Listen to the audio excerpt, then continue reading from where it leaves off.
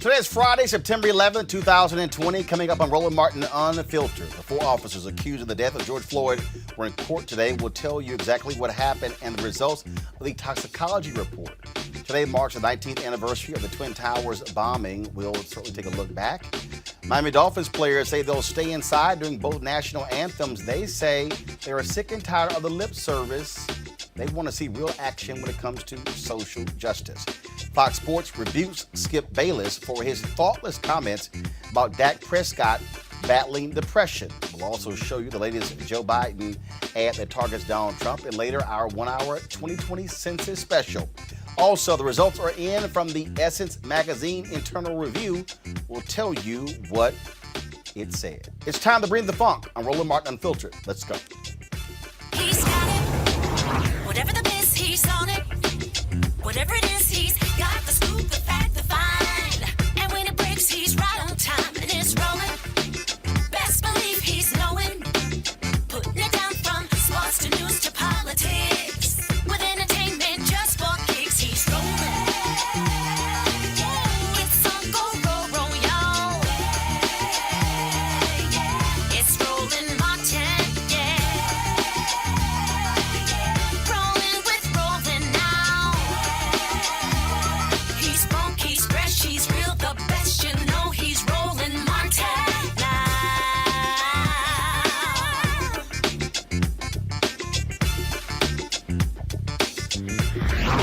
Martin. The four former police officers who killed George Floyd were in court today. Derek Chauvin, J. Alexander King, Thomas Lane, and Tu Thao, who are charged in connection with the death of George Floyd. They were in court for a motion hearing in Minneapolis. Hennepin County District Judge Peter Cahill presided over a motion hearing that lasted nearly 3.5 hours as the attorneys argued over a number of key issues in the case, including whether the trial should be moved out of the county, whether the defendants should be tried in one trial or separately, and how jurors will be selected. Now, he has not yet ruled on any of those motions. The family and the attorneys held a news conference after today's hearing. Demand justice for George Floyd Jr.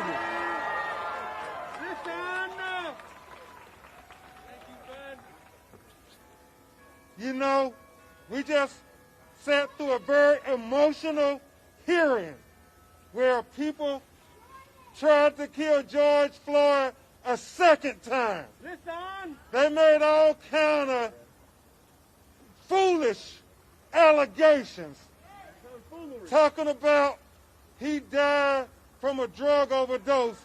No.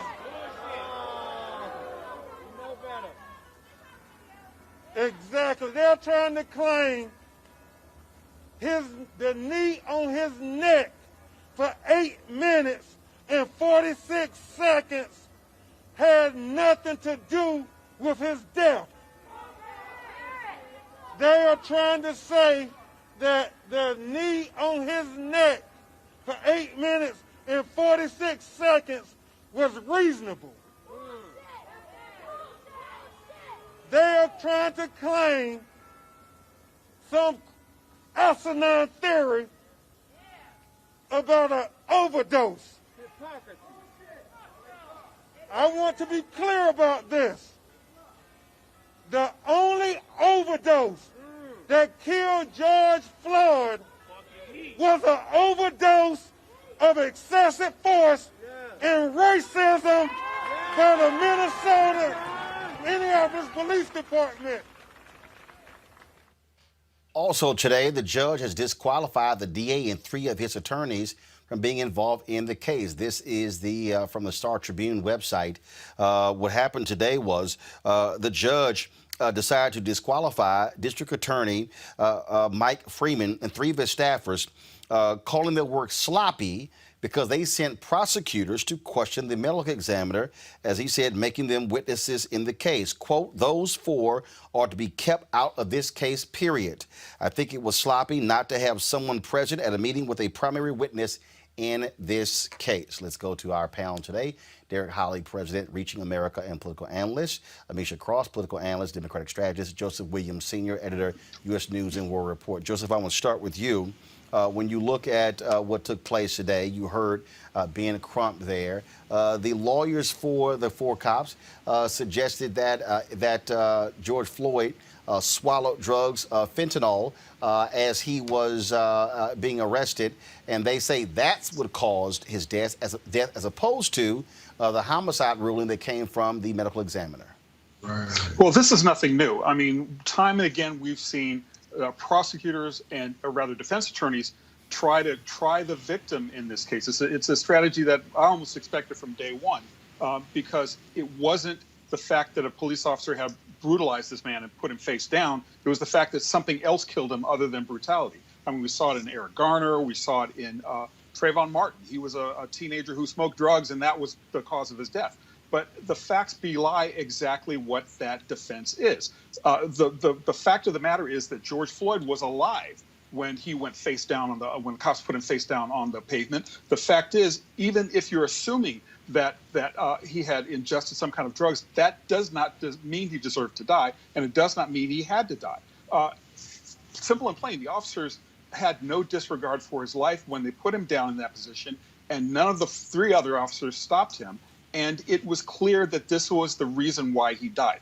But again, this is an age-old tactic. It's also designed not only to appeal to a judge, but appeal to potential jurors, because they will have the seed planted in their mind. Even if they say they can be fair and impartial, they will have just this modicum of doubt that could be enough to get them to either hang as a jury or acquit these officers. It's something that's not new at all, and quite honestly should have been expected from day one. Sure. And again, what you have here, Amisha, you have the lawyers for the cops saying that George Floyd was a danger to the community, talking about his past crimes, history of drug use, calling him an ex-con as well. And again, those attorneys said he likely died from fentanyl, not a knee on his neck, as if the knee on his neck for almost 10 minutes served no purpose whatsoever. You're right, Roland. This is a disgusting justification that, as was previously stated, isn't necessarily surprising, because it has happened in case after case when we're talking about Black men and women dying at the hands of police officers. But the frustrating part here is that police officers aren't trained in many things aside from, how to handle crimes, but they are trained in how to mitigate overdoses. So if the idea was, if we're following along the line of this lie that they're throwing out, that they suspected that he was going to have an overdose, even though he was walking around free and clear and not bothering anybody and didn't look sick at all, you would not have held your knee on his neck. Because if that was the case, then you would have still exacerbated and caused it. So I am a little bit confused in this case, particularly why that's the piece that they've decided to use, but also considering that the man had been out and he had been about for hours without any case of sickness at all. This is a very interesting, path to go down. But I think that, to your point a moment ago about the revelation of past crimes or past things he had been accused of, the interesting part about that is anytime a white man in America gets arrested for any reason, we don't go down the litany of his past crimes. We just don't. If a white man is actually, in a case of police brutality, because it happens to white people too, just not at the rate that it does African Americans. We don't go down the litany of what may or may not have been in that person's system, or when they may have incurred the cops before. Because quite frankly, what we do know is that in this case, he encountered the police based on something that day, which to me and to anyone, any thinking individual, knows that, what he did 2 years, 4 years, 10, 15 years prior to that has no bearing whatsoever on his encounter with the police that particular day. And I think that juries need to start paying very close attention to the fact that, one, these types of instances only happen when the person lying in the ground is African American. But on top of that, throughout history, we've seen victims of violent crimes, specifically those that have died at the hands of the police, be treated as the criminals themselves. And it's high time that we stop that. Derek, look, the reality is this here. There are no perfect individuals. And the reality is, if somebody believes that George Floyd was taking drugs, that still doesn't mean you should have someone press on your neck for almost 10 minutes. What this is all about is sowing seeds of doubt. And look, what these cops are looking for, they're looking for one person on a jury to simply say, I don't believe the prosecution. That's what they're looking for. Yeah, I agree with you, and I think we all saw the video. But I also agree with you guys that we shouldn't be surprised by this, because the defense, they have to mount something in order to just even walk into the courtroom and to paint this picture and use his character against him is something that they always do. But the fact that he was on his neck for 8 minutes and 46 seconds, I think that's going to be very, very difficult to argue in the court. The second thing is, I thought months ago that the autopsy report had already come out and determined that it was the result of him being on his neck that caused his death, and not any type of drugs in the system. Right. And I also recall an interview that even Mayor Giuliani at the time was calling for these officers to be arrested, because even he thought that this was what these guys did was a cause of death, and that it was several times where during while he was on his neck that you heard people say, "Get off his neck, get off his neck," and that was actually premeditated, because you had several times that you thought about what you were doing, and never at any point did this guy take his knee off of this man's neck. And so I just find they're going to have a difficult time in trying to find jurors who haven't heard about this. But I don't think they're going to have a difficult time, Roland, in finding that one juror who will believe the prosecutors. Because after this happened, I had some people call me, some white people, okay? And they were asking, Derek, where's the body cam? Where's the body cam? Where's the body cam? And so they were already raising questions and doubt then. So I don't think it's going to be that difficult to find one juror who would maybe look at what the prosecutor is saying. All right, folks, let's talk about, of course, the campaign trail. It actually was silent today, with the focus on the 19th anniversary of 9/11. Donald Trump and Joe Biden both paid tribute to the nearly 3,000 people killed in the deadliest terrorist attack in U.S. history during separate trips to Shanksville, Pennsylvania, a battleground state in the race for president. The two men honored the 40 passengers and crew members who died after battling hijackers aboard United Airlines Flight 93. Senator Kamala Harris, she traveled to Fairfax, Virginia with her husband Doug Emhoff to deliver remarks at a remembrance ceremony there. So today we honor those lost in New York, Pennsylvania, and right here in Virginia. We remember the passengers and crew members, the firefighters, law enforcement, peace officers, and military personnel. We remember that they were more than victims of an unspeakable act. They were also parents, and sons and daughters, and neighbors and friends. And we know that they will never be defined by the story of those who stole them away.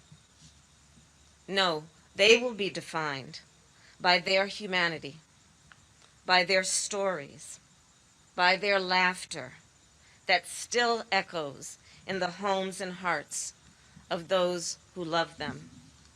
What our attackers fail to understand is that the darkness they hoped would envelop us on 9/11 instead summoned our most radiant and defined human instincts, the instinct to care for one another, to transcend our divisions and see ourselves as fellow citizens, to race toward danger and risk everything to protect each other, the instinct to unite. If we learned anything watching the heroes of 9/11, it's that the strength of the human spirit knows no bounds, and that even the gravest threats against us only serve to reveal our true strength, that our capacity to act with love and courage in the face of immense challenge is what defines us as Americans. The death toll from the attack continues to rise to this day, because those who worked at Ground Zero in the aftermath are dying of a number of related illnesses, including some call it the 9/11 cancer. That's also has been happening there as well. Again, today you also saw Joe Biden. He was there in New York, did cross paths at one point with Vice President Mike Pence. They did greet one another. Thankfully, both of them were actually wearing masks as well. One of the things that Joe Biden did today was he announced that he had pulled down all of his campaign commercials and said there's going to be no campaigning today. This is what he actually had to say when he landed. Not sure why we're not seeing it. All right, we saw. Okay, do y'all see it now? Okay, here we go. Guys, I'm not going to be making any news today. I'm not going to talk about anything other than 9/11. We took all our advertising down. It's a solemn day, and that's how we're going to keep it, okay? I'm not, you can determine whether I make news, but I'm not going to be holding a press conference, all right? It's a solemn day, took all of our advertising down, and get back to the campaign tomorrow. Thank you.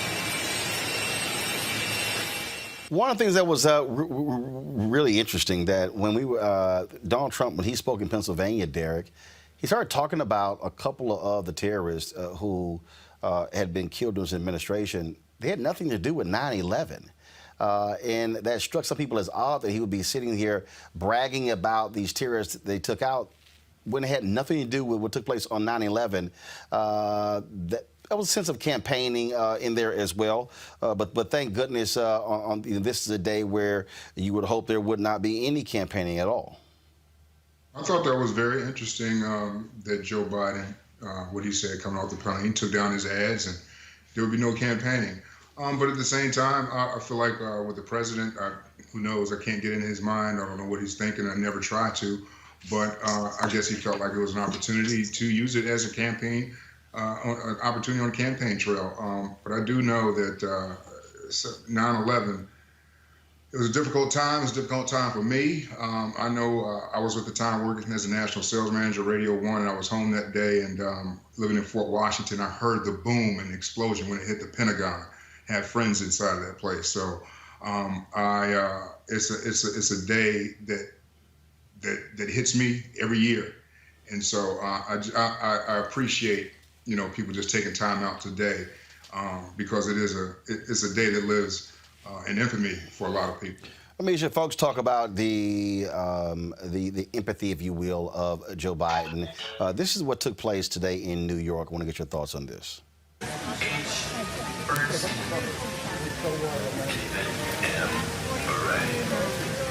David Shelby Berry. No, lost mine. Joseph John Berry. William Reed. No, Iraq. Janina Petru. Never goes away. D. Betterly. Carolyn Mayer Bugh. Edward Frank B.A. Still kicking. He's 90. You and I will be here next year. That's right. Jimmy D. Equalizer. Thank you. God bless you, Joe. Bill Phil. 90 years old. William. I don't believe it. Governor My wife. Brian She's got that Italian blood. You see how young? Look, I may be Irish, but I'm not stupid. I married Dominic Giacoppo's daughter. Eugene. I told you he was smart. Joshua David Burnbell. George John. You didn't save us any. Chris Romeo Bishonda. One of the things there, Amisha, again, we'll never expect to see Donald Trump doing anything like that with a 90-year-old mother who lost her son, showing that level of compassion and care. You're absolutely right. I mean, Joe Biden is a class act, whether he is running for office or not. What we know about him and what we have known about him historically is that Joe Biden does not have an empathy deficit. He understands what people are going through. He is a very feeling man. He is authentic. When he speaks to people as if he's known them for years. He draws in on his own emotion, and he also has a good listening ear. If you're paying attention to that clip, part of it was also he was hearing her story, and he was, speaking back to her. He was making her feel as though she was a friend, as though, her life mattered, what she went through mattered. Obviously, the sacrifice of losing a loved one mattered. And I think that for Americans who are looking at 9/11 right now, Americans who may have sons or daughters who are serving in the armed forces today, because we know the war on terror, even though we don't, technically say that in the same terms anymore, is still ongoing. There's still a lot of troops serving overseas. Those families are still praying that, a lot of their loved ones return safely. And I think that having somebody like Joe Biden, who has shown time and time again that he cares, that he is capable of showing love, that he is capable of showing the fact that he understands and is a listener and isn't forceful. I think that those are things that he leans on throughout the campaign, but especially on a day like today, that is solemn, that means so much to the American population, that, is a day that he not only pulled campaign ads, but a day that he has spent literally honoring not only those who died at 9/11, but also the first responders, also the people that you spoke of earlier who are still living with the devastating health effects of 9/11. And I think that says a lot about Joe Biden's character. The thing, Joseph, is that moving forward, when you talk about this campaign, folks, different candidates bring different traits to the table. One of the reasons why Joe Biden is polling so well, especially with older voters, is because of what you saw in that video. That's absolutely right, Roland. I mean, say what you will about Joe Biden and his policies, he is an amazing retail politician. If we're going to take it away from the individual sphere and talk about it from that aspect, it blows the doors off Donald Trump when he can meet somebody one-on-one and hear what they're having to say, versus a president who is talking about his own achievements half the time and is just so remarkably tone deaf on an occasion like today that he's talking about a terrorist who had nothing to do with 9/11. And if you take that and extrapolate it even a little bit further, you see the fact that he hasn't had any empathy during the COVID-19 crisis. And some politicians have remarked, I think it was Chuck Schumer had talked about the fact that there has been the equivalent of a 9/11 every week since this crisis has been going on in terms of deaths. And you extrapolate that even further, and you talk about the number of African Americans who have died from COVID-19, and the fact that we have this empathy gap between our candidates. It should make it a no-brainer. For some reason, it doesn't. Absolutely. All right, folks, let's go to our next story here, and that is last night the NFL returned, and what took place was the players met at midfield with their arms locked in a unity gesture. Fans who were in the stands booed. The Houston Texans were not there for the national anthem, as well as playing Lift Every Voice and Sing. The Miami Dolphins, though, made it perfectly clear how they feel about the NFL putting in racism on the sidelines and things along those lines. They say, enough of all this little drama. We want actual action. Folks, watch this video. Is it authentic? That's the mystery. Or is it just another symbolic victory? Now there's two anthems. Do we kneel? Do we stand? If we could just right our wrongs, we wouldn't need two songs. We don't need another publicity parade. So we'll just stay inside. Until it's time to play the game. Whatever happened to the funds that were promised? All of a sudden we got a collapsed pocket? The bottom line should not be the net profit. You can't open your heart when it's controlled by your wallet. Decals and patches. Fireworks and trumpets. We're not puppets. Don't publicize false budgets. Ask the pundits and we shouldn't have a say. If you speak up for change, then I'll shut up and play. If we remain silent, that would just be selfish. Since they don't have a voice, we're speaking up for the helpless. It's not enough to act like you care for the troops. Millions for pregame patriotism. You get paid to salute. Lift every voice and sing. It's just a way to save face. Lose the mask and stop hiding the real game face. So if my dad was a soldier, but the cops killed my brother, do I stand for one anthem and then kneel for the other? This attempt to unify only creates more divide. So we'll skip this song and dance. And as a team, we'll stay inside. We need changed hearts, not just a response to pressure. Enough. No more fluff and empty gestures. We need owners with influence and pockets bigger than ours. To call up officials and flex political power. When education is not determined by where we reside. And we have the means to purchase what the doctor prescribed. And you fight for prison reform and innocent lives. And you repair the communities that were tossed to the side. And you admit you gained from it and you swallowed your pride. And when greed is not the compass, but love is the guide. And when the courts don't punish skin color, but punish the crime. Until then, we'll just skip the long production and stay inside. For centuries, we've been trying to make you aware. Either you're in denial or just simply don't really care. It's not a black-white thing. Or a left-right thing. Let's clean the whole bird. And stop arguing about which wing.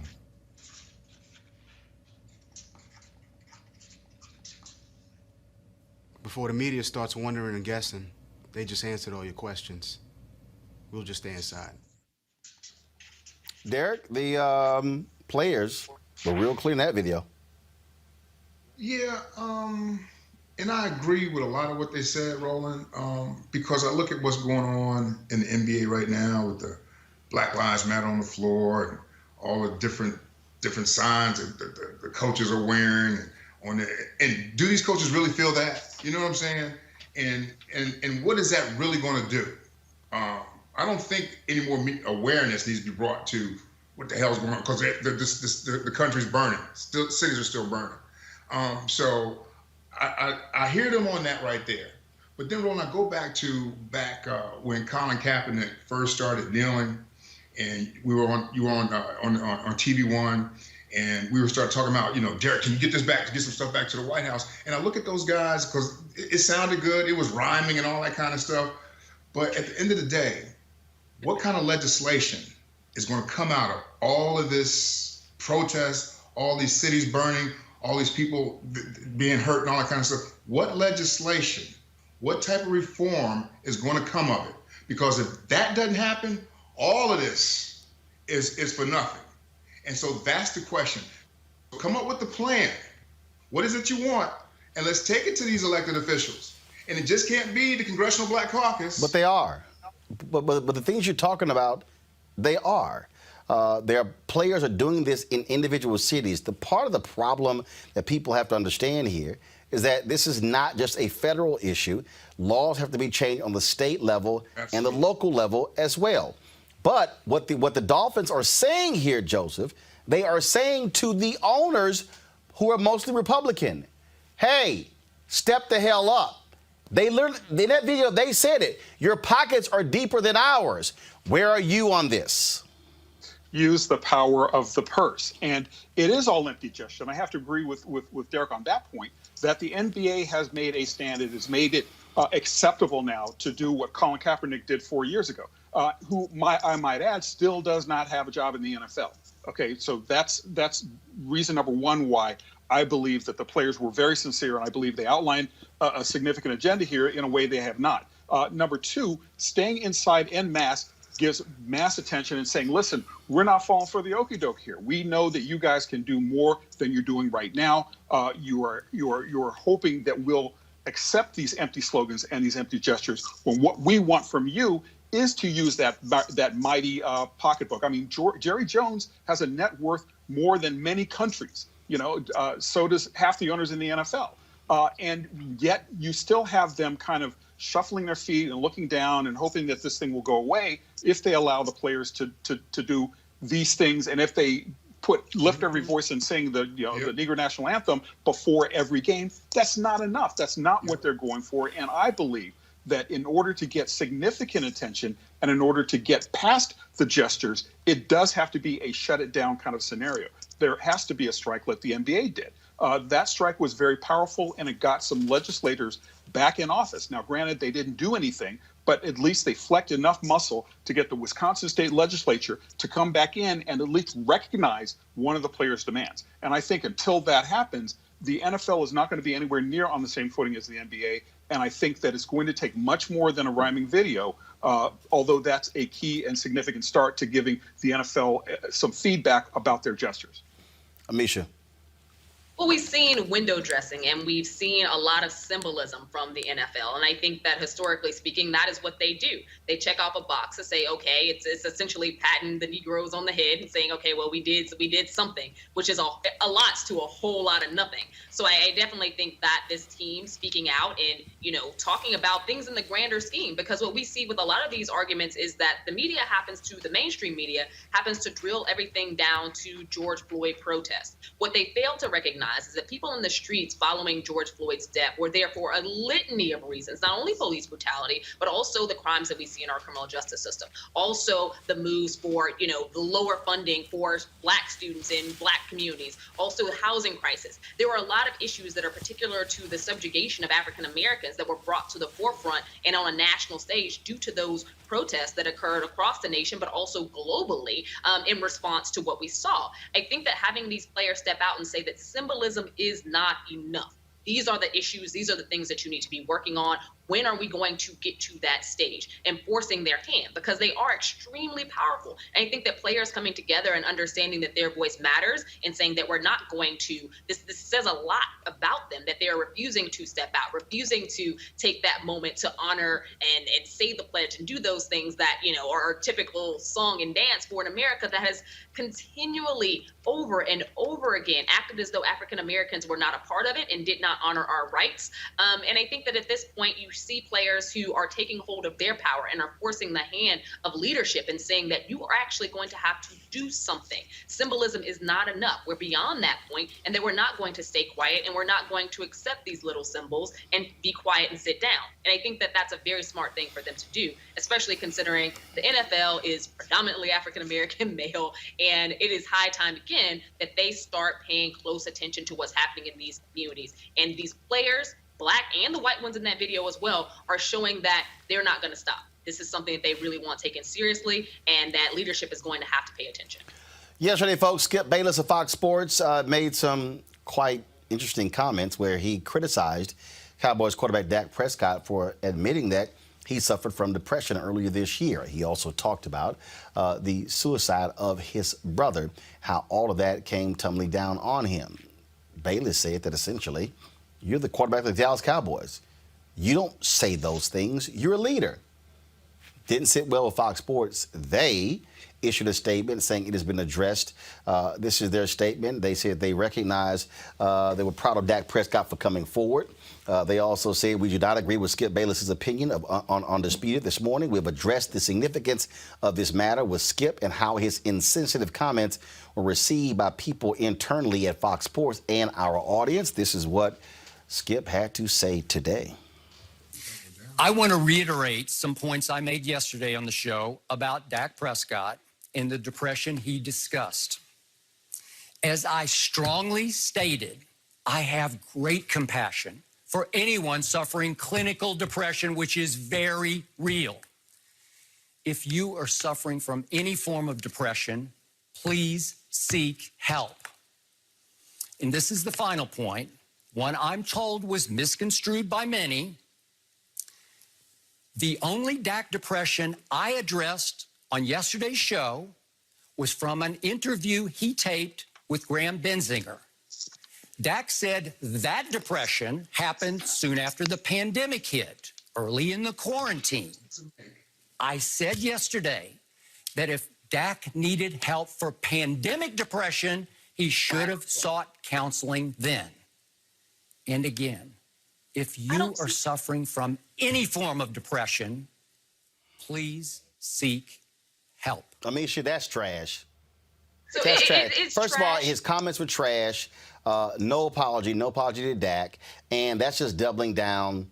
I'm sorry. I think the folks at Fox Sports should sit his ass down for a few days because, I wasn't talking about that depression. I really meant that depression. It doesn't matter. It doesn't matter. No. I wasn't talking about the depression regarding your brother committing suicide. I was really saying that one. And he wasn't saying get treatment. He said he, as the quarterback, as a leader, he should not say anything. That's what he said. And this makes my head explode for several reasons. So I'm a huge Dak Prescott fan. I was when he was at Mississippi State. I am now. As someone who, we have to remember about Dak's history. Dak lost his mother to colon cancer. He lost his brother to suicide. I lost my mom to colon cancer, and my younger brother died from suicide as well. So when you're talking about depression, you're taking into context that he's had major people in his family, in his direct line, pass away. And he's still able to go out, and he's still able to play, and he's still able to, function in society. That does not mean that you do not have depression. It does not mean that depression isn't something that you battle every single day. This is National Suicide Awareness Month.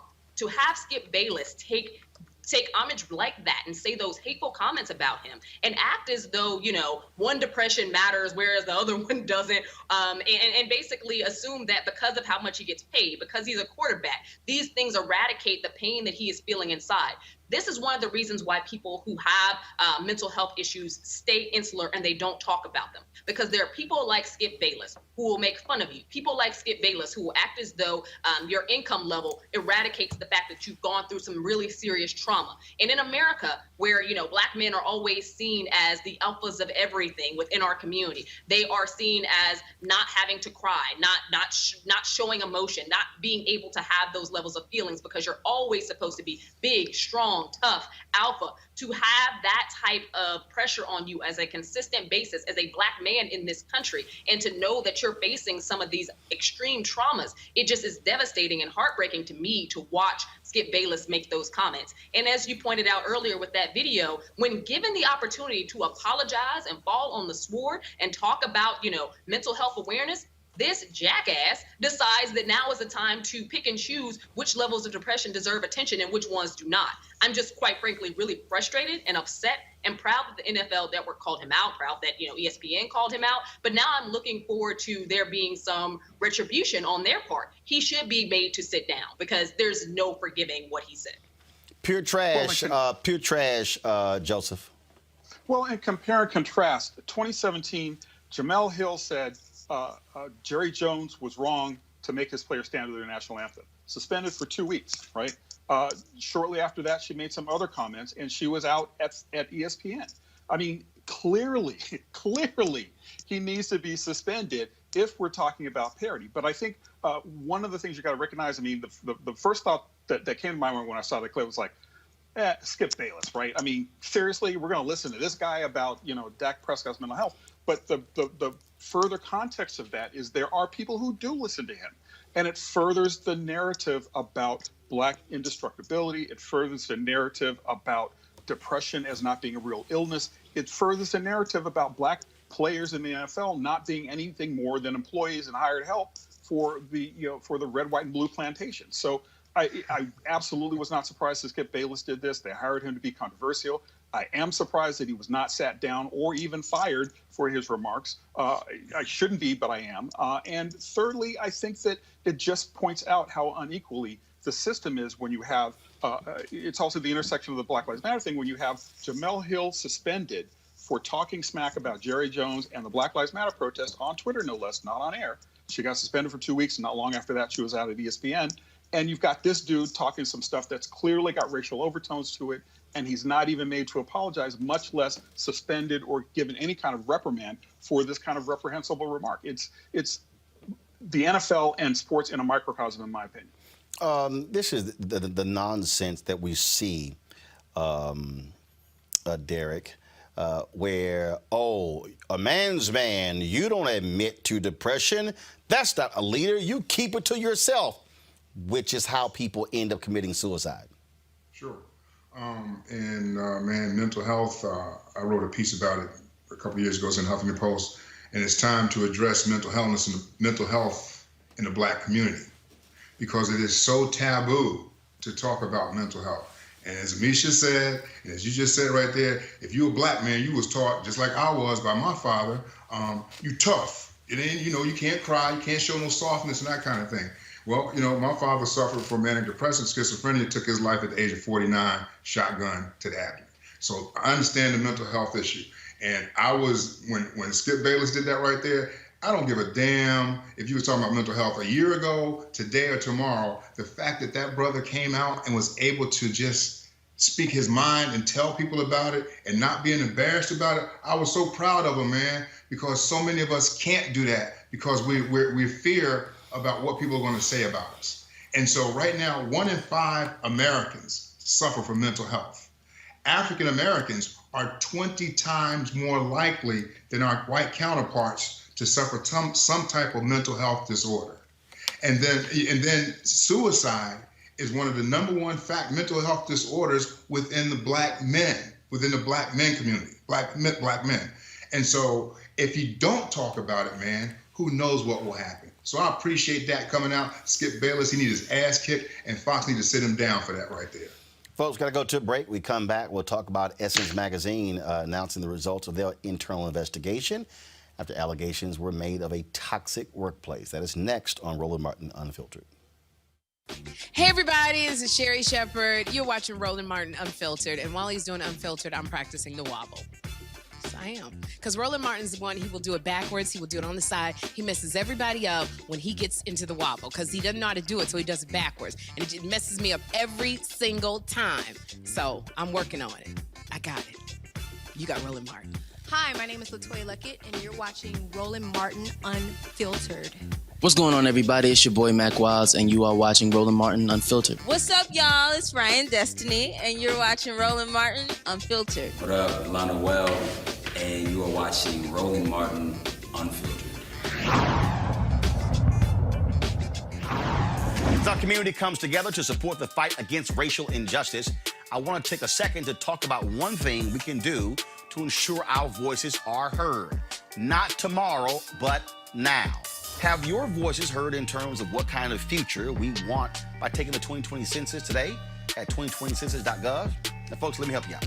The census is a count of everyone living in the country.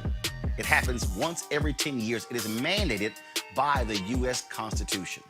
The thing that's important is that the census informs funding, billions of dollars, how they are spent in our communities every single year. I grew up in Clinton Park in Houston, Texas, and we wanted new parks and roads and a senior citizen center. Well, the census helps inform all of that and where funding goes.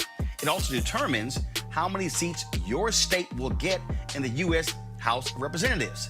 Young black men and young children of color are historically undercounted, which means a potential loss of funding of services that helps our community. Folks, we have the power to change that. We have the power to help determine where hundreds of billions in federal funding go each year for the next 10 years. Funding that can impact our community, our neighborhoods, and our families and friends. Folks, responses are 100% confidential and can't be shared with your landlord, law enforcement, or any government agency. So please, take the 2020 census today. Shape your future. Start at 2020census.gov.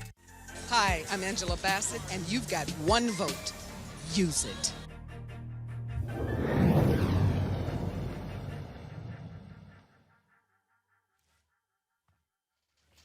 All right, folks, Essence Magazine has released their statement regarding the independent review. You might remember back in June, actually in May, a group of anonymous current and former staffers released a post in Medium alleging any number of things, including sexual harassment, alleging that the magazine had engaged in a toxic workplace. They also did all kinds of different things. And so this is the statement that they released. They hired a law firm, Morgan Lewis, to complete this investigation.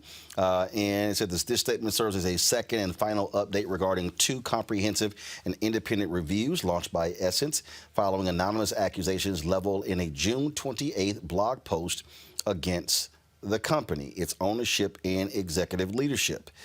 Essence engaged the law firms Proskauer, Rose, and Morgan Lewis to investigate claims of sexual harassment and other workplace culture issues, respectively. Essence's interim CEO, Caroline Wanga, oversaw the full independent process.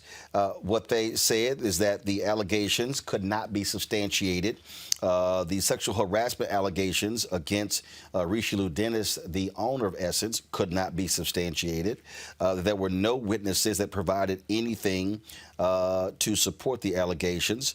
Also in here, they said that after a thorough review of the documents and information collected in our interviews, there was nothing to substantiate the claims that Richelieu Dennis bought the silence of employees, appointed his wife to head HR in order to curb employee complaints, or tried to force employees to sign NDAs after a string of layoffs and potentially libelous business activity. It says, in fact, no witness revealed any instance of feeling silenced directly or indirectly by Mr. Dennis. Also, according to their statement, according to board member and former Chief Executive Officer Michelle Ebanks, they did not find any evidence to support the assertions that Ms. Ebanks bullied employees, laid off employees based on maternity leave, or overlooked qualified black candidates for promotion. Former Chief Operating Officer Joy Collins Prophet said, we did not discover any facts to suggest that Ms. Prophet's leadership and handling of HR functions created operational vulnerabilities as alleged in the post. Regarding Chief Content and Creative Officer Moana Liu, our investigation did not find that Ms. Liu treated anyone differently based on any protected category or retaliated against anyone for engaging in legal protected activities. They said that the investigation found that several witnesses reported hearing her make insensitive remarks. The investigation also found that some employees working under her feel her management style is intimidating and brash.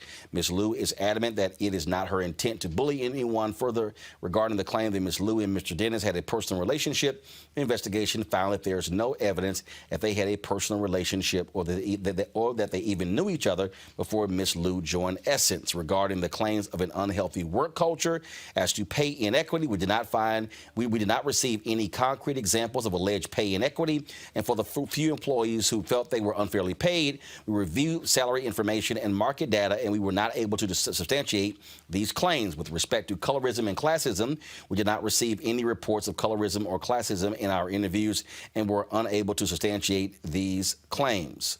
It says the investigation did not find any evidence of conduct that would amount to unlawful discrimination, harassment, or retaliation. However, it substantiated, quote, a widely shared sentiment that employees feel overworked and underappreciated, largely due to how they feel about work pressure, work-life balance, recognition, performance management, and transparency regarding compensation and advancement. The review acknowledged that, quote, many of the issues that employees feel contribute to the work culture existed under Time Inc.'s ownership before Essence was acquired in 2018. So here's the question, and there were other things that are in here, and it says that Dennis Richelieu will continue in his capacity as owner and chair of Essence, and Wanga will continue in her interim CEO role. This is what this raises. Now, the group, Misha, that submitted, that posted this claim, they also have an Instagram account. There's been no response to this. Now, granted, this was, of course, firm hired by Essence. They laid it out. They said they want to be transparent. Right. No, but here's the question. The question is this here, though. The allegations that they made on June 28th, serious allegations. The question is, will they now come out with a statement? And if they don't come out with a statement, do we treat what they said as lies? And does it also cause pause for anybody to report these type of things in the future? Because it's very easy to make an allegation, but according to this report, nothing can be substantiated. So the people who made the allegation, they now should come forward and even reveal themselves if they have information, yes or no. No, you're absolutely correct, because this puts them in a very interesting position. I was all in, after, like many people were, after reading the initial allegations, because they were so descriptive. They were very much meaning of and attack worthy, specifically around the sexual harassment, but also around people getting fired because they were pregnant, and, cases of workplace brutality and these other issues. And I think that, that the threats that they lodged, because, there was a point where they said, by a certain day, we're going to release names, or we're going to come out with more things that these people people don't resign or if you don't get rid of the CEO and a few other people down that line. And right now we're seeing from an independent investigation, yes, Essence hired an outside firm to do the work like Fox has done when they've been accused of things as well, and kind of like any network or publication does when they get these types of allegations, they take them seriously and they have to. But what we're going to see, I think, is a response from these women, because if there isn't, then you're right. To your point, this whole thing goes into, okay, well, a group of people decided to lie for whatever reason and try to take down the magazine. But the bigger issue would be for those who are being abused in their workplace, because we know that several people across media channels have spoken out, and several people are afraid to speak out because of the power of the executives in front of them. In this case, I think that there was a lot of attention paid to what was going on at Essence, or what was alleged to have gone on at Essence. They got a lot of attention from that Medium article, and now the ball is in the court of the accusers to come forward, or at least provide whatever evidence they feel that they have. And that's going to be hard to do at this point, because after an independent investigation found absolutely nothing, not even a hint of what they were saying was there, it's going to be interesting to see how they respond. And the fact that they haven't said anything already, I think, is also questionable. Because remember, when they announced these allegations, there was a very strict timeline around the time that they wanted Essence to respond. Now the ball is in their court. Did these things really happen? If they did, where's the evidence of it? Joseph, I am on the page on Instagram, the Take Back Essence page. And on this page, again, they have June 28th, BFA exposed abuses at Essence demanding removal of C-suite. Then they have on here July 3rd, Essence C-suite surrendered. It's still hashtag protect black women. Now, when you click this, they released a statement on July 2nd. Today is September 11th. They haven't said anything in 2 months. If you look at what they laid out a number of different things that they wanted. So, do you believe that, again, folks don't want to call out? They want to believe. Certainly, folks say we want to believe women, but you kind of also got to back up your claims when you throw some stuff out there. And for them all of a sudden to go silent after 2 months, after the New York Post has picked it up, after the New York Times has picked it up. If you also on their page, go back to my iPad, you see here, well, they targeted sponsors of Essence. You see Laisha Ward there with Target. You see an executive with AT&T. You see all of this. And so how then do we in the future treat some group that comes out anonymous? And this is not just, oh, they're a black media company, but the fact is, all right, you kind of got to back up what you alleged. Well, and that's part of the problem, is that not only have they promised receipts and not delivered on that, they named names and they also failed to deliver on their own timeline. So you have two problems here as I see it. The first is the lie is always stickier than the truth, or I should say usually stickier than the truth. So people tend to remember the headlines about the scandal. They don't always necessarily pick up on the fact that the scandal investigation, or the investigation of the scandal, revealed a big nothing burger in there. So that's problem number one. Problem number two is, as you alleged, it's going to make it that much more difficult the next time serious, real allegations come along. The next time somebody really does have a complaint and wants to use the shield of anonymity for fear of actual literal retribution. So this is a big problem for the accusers, and I'm like Alicia. I think they're going to remain undercover because they've got nothing here. And if they come out, they're going to be the subject of ridicule. If they're made to answer for these accusations, it's going to be a major problem for them. It's easier to accuse, again, behind the shield of anonymity than it is to reconcile with the truth or give their version of the truth. There were things that they said. Again, they accused the CEO owner. They accused the owner of the magazine of sexual harassment.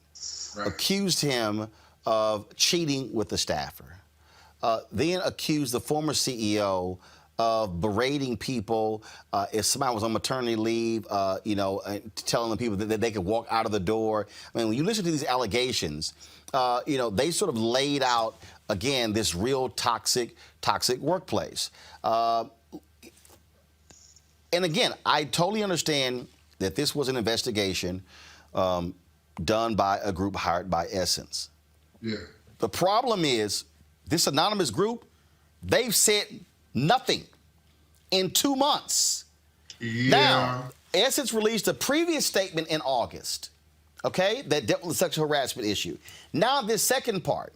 And so for this group to say nothing for 2 months, you now then, the question is this here.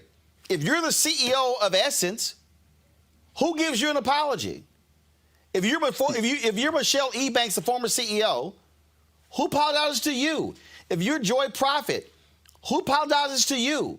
Who says, oh yeah, I know we accuse you of these things, but it really wasn't true? And what this really hurts, and who this really hurts, the next time somebody else, whether it's Me Too or any other group, make allegations, folks gonna be like, well, you know, last time we reported this, and there was no fire where we thought there was smoke. Bruh, I agree with you 100% on everything you said, which is surprising. But at the same time, you know, you got to wonder, was this a real group that put these things out there? Was it something to destroy Essence Magazine?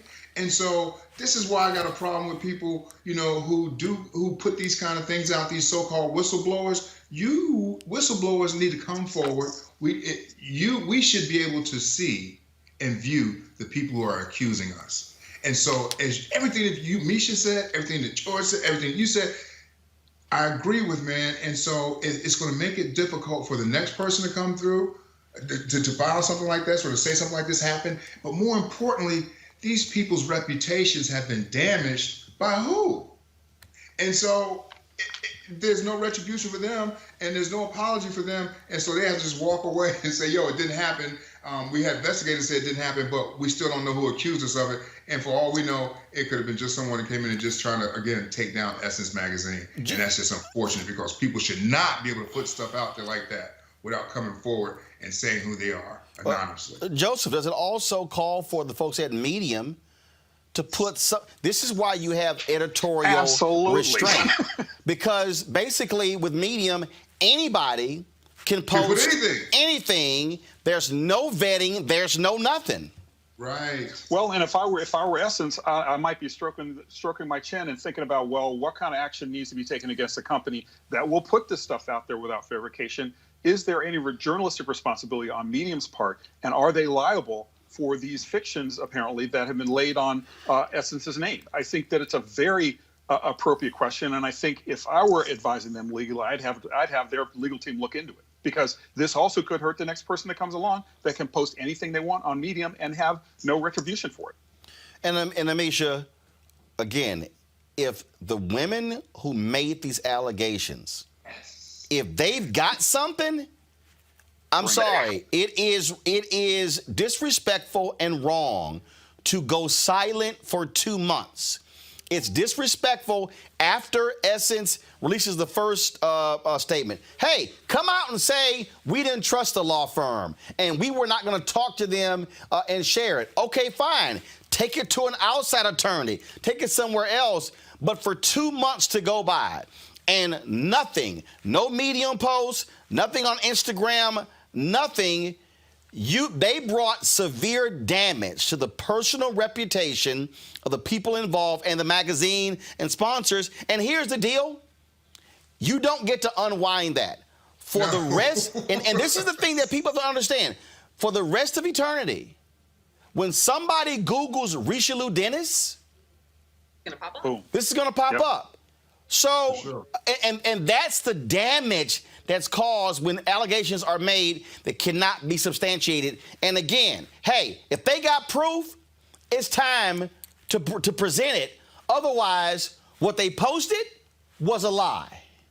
You're absolutely correct. And again, the post was so detailed in its allegations that it raised the ire of so many people. And, you know, it seemed like a Me Too hodgepodge of so many things going on at once, between workplace violations and sexual harassment to, you know, a litany of abuses for pregnant women, people getting fired without cause, or people not having, you know, pay equity. There was so much in there. And for them to have been so stark, I think, in their demands and telling people that they wanted this person to resign, they want the CEO out, they wanted other C-suite executives out as well within a deadline of less than a week, or they were going to release more information in all of this. And I think that, it was a very strategic plan to try to push Essence and to show their hands to a certain extent. And they had to know that an independent investigation was going to go on at some point. They had to know that they would have to provide evidence. And to your point, Roland, if it was a matter of them not necessarily trusting the firm that Essence brought in, this is the point where you suggest to have something else. This is the point where you start, leaking other things. This is the point where you respond. This isn't the point where you fall dead since June and don't say anything after basically calling to question the integrity of Essence's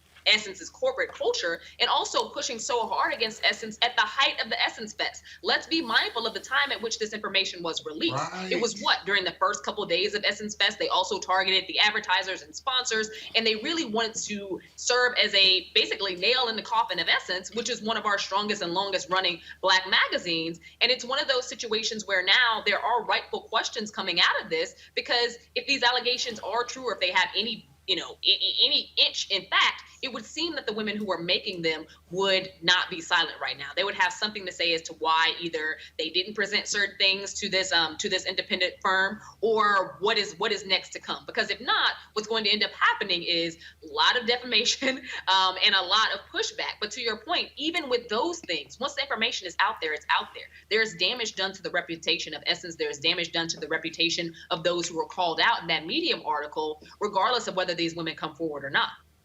Look, I have used anonymous sources. I have done stories using anonymous sources. And the reality is, when you're a journalist, you're also staking your credibility when somebody is an anonymous source. There's a vetting process. I would dare say, when you talk about Medium, look, you simply cannot have an outlet, I don't care what they are, where somebody can post whatever they want, and then people pick up and they run with it, and it's on social media, and all of a sudden other mainstream outlets pick it up and treat it as serious. And again, the damage here is that the next time somebody has some allegations, folks are going to say, you know what, I'm not going to report that. I'm not going to do a story on that, because frankly, all you telling me is just take your word for it. No, that standard, a real standard has to be applied, and I just think it is shameful. It is shameful that Black Female Anonymous, and again, they could be watching and be pissed off at me right now, but I'm sorry, you had better say something. We got this email. We got this email from the folks at Essence. On Monday. On Monday. 4 days have gone by. Nothing. Not a word. Not even a notice saying, hey, we're going to comment next week. Nothing. Derek, final comment. I was just going to say, Roland, what I said in the beginning, it just kind of makes you wonder, was this real? Who are these people? Was it a real organization? Here's the deal. You don't know. You don't know, because it's anonymous. Trying to take down Essence. You don't even know if they're Black females. You don't know. Right. We don't know if they're actual Black females. We don't know if they actually work there. We don't know who it is. And that's the deal. And again, you hurt the reputations of the individuals. You hurt the reputation. And one of their demands was for Richelieu Dennis to sell the magazine. Right. Well, that's a hostage note. That's not an expose. That's what that is. That's a hostage. It's a weird demand in general. Essence Fest. Yeah. No. It was by design to inflict serious damage, because you were targeting the advertisers of the very festival that they were putting on. So again, hey, take back Essence on Instagram. Say something. Say something. Come out and say something. Because if you say nothing, frankly, the allegations were trash. Louder. The allegations were trash. And your silence admits the allegation was trash. And that is shameful and despicable. If you stand by it, stand by it. Release a statement. Say something. But you don't all of a sudden go silent, because you damn sure weren't silent in the Medium post. You damn sure weren't silent on the Instagram post. But now all of a sudden, when the rubber meets the road, now you have no voice. No, that's not protecting Black women. that's using black women. And again, if you got proof, put up, because you clearly have shut up. Amisha, Joseph, and Derek, I certainly appreciate y'all being on the show today. Thank you so very much. Folks, got to go to a break. When we come back, our focus on the U.S. Census. Not many days left in order for you to be counted. We are going to break that thing down right here on Roland Martin Unfiltered. Back in a moment.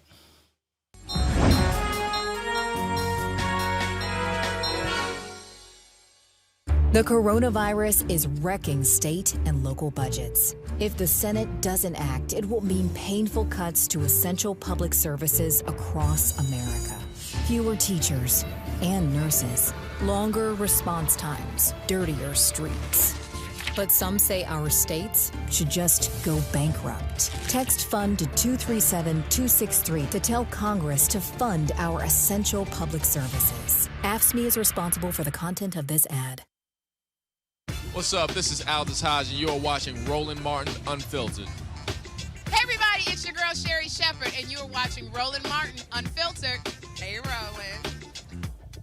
There's Tim Story, director of Shaft. You're watching Roland Martin Unfiltered. What up, y'all? This is Method Man, Mighty Wu-Tang Clan. You watching Uncle Roland Martin, and the show is Unfiltered. Make sure y'all tune in.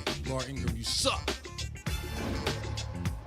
As our community comes together to support the fight against racial injustice, I want to take a second to talk about one thing we can do to ensure our voices are heard. Not tomorrow, but now. Have your voices heard in terms of what kind of future we want by taking the 2020 census today at 2020census.gov? Now, folks, let me help you out. The census is a count of everyone living in the country. It happens once every 10 years. It is mandated by the U.S. Constitution.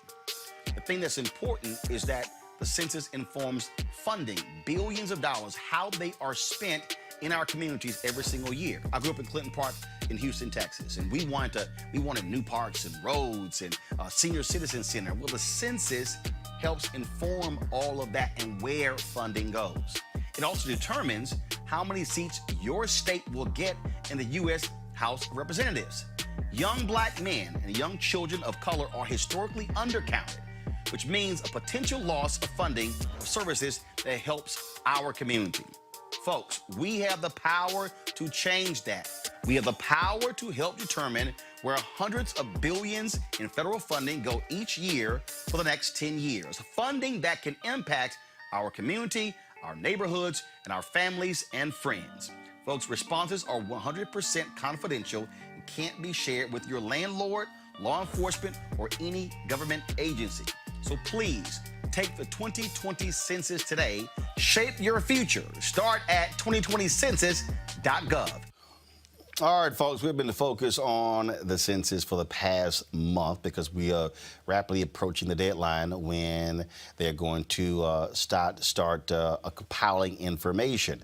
Now, we've laid out in many cases, again, why it matters, how important it is, and what it means to our community. Joining us right now is Marilyn Stevens. She is the Assistant Regional Census Manager 2020. Certainly glad to have you here, Marilyn. How you doing?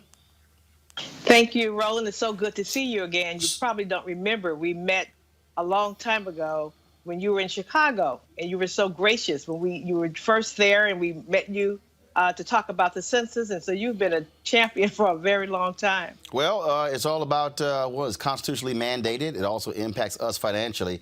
I got to ask you this here in terms of, so where do we stand in terms of the door knocking?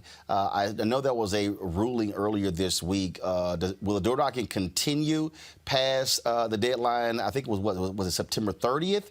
What's the status on the count? Right now, our mission is to complete our field operation by September 30th. So we are visiting non-responding households. We're also making telephone calls to non-responding households, and we are still encouraging people to respond online or to call our toll-free number and respond by phone. So when you say you are going back to knock on the doors of non-responding households, how did you even arrive at those non-responding households? Well, you know, in a census, we go with self-response. So we send you information to participate in the census. We started that on March 12th. You had an online, telephone, and mail option for the first time in history. The pandemic slowed us down a little bit, but by August the 11th, we took a look at all of the addresses that had not responded at all. And so we dispatched our huge workforce to go to knock on those doors and to secure those interviews from those non-responding households. So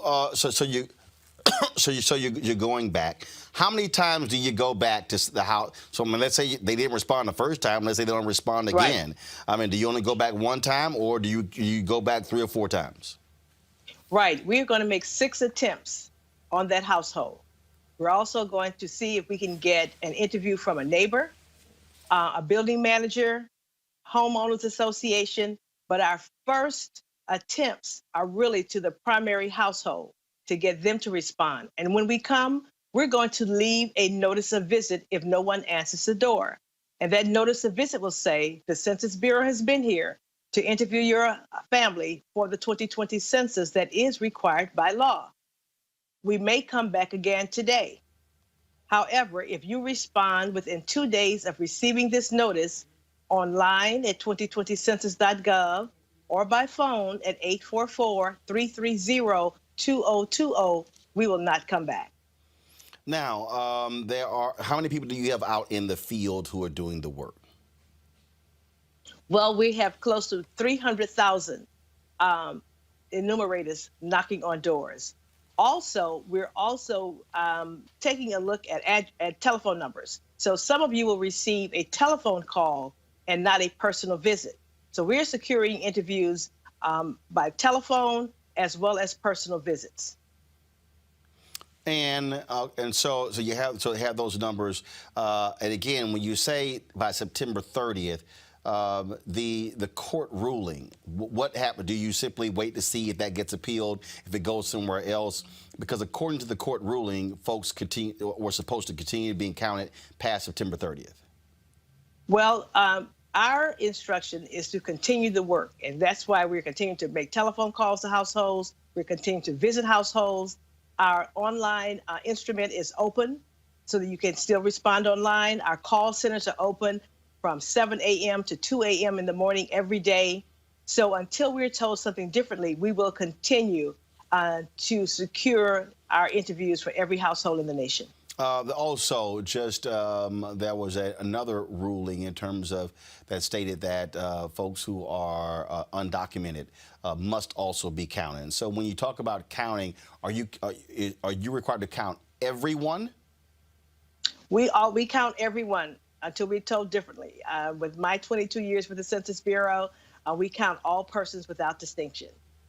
People would ask, what are the requirements for being in the census? I said breathing on U.S. soil on April 1st of 2020. And so that's look, that's whether you live in an apartment, live in a house, whether you're homeless, and also the hard to reach people. How are you also doubling back for the hard to reach people? And from your numbers right now, what's the highest penetration rate do you have, and then what's the lowest? Where do you still need help in folks responding? Well, traditionally, minority communities have a strong mistrust of government. So there's always a challenge in the Black community. But we are soliciting help from our partners. We have more than 400,000 partners nationwide, faith-based partners, elected officials, community partners, and it's all hands on deck, business partners. And they're all really working hard for this last-ditch efforts. They're having caravans because we're in the pandemic and we're doing so many things virtually. So they're having census caravans through low-responding neighborhoods. Some cities are having raffles to get people to respond. All of the superintendents through all the school districts nationwide are constantly sending messages home to parents to say, please be counted, do it today. So there's going to be an all-out effort to get people to be counted. And again, not much time left, 19 days. And are you are those enumerators, are they also working 7 days a week? Are they working Sunday through Saturday? Yes, we are working 7 days a week. Someone called me on Monday and said, there's an enumerator that seemed to be in my neighborhood. It's Labor Day. I said, we're working 7 days a week to fulfill our constitutionally mandated mission to ensure that everyone is counted. All right, then. Marilyn Stevens, we surely appreciate it. Thanks a lot. Thank you for always being a wonderful census partner. All right, thank you very much. Folks, got to go to a break. We come back. We'll chat with Mark Morial, who is the president CEO of the National Urban League. Back on Roland Martin Unfiltered. It's rough out there. People are looking for change, for answers. One answer is at your fingertips, the 2020 census.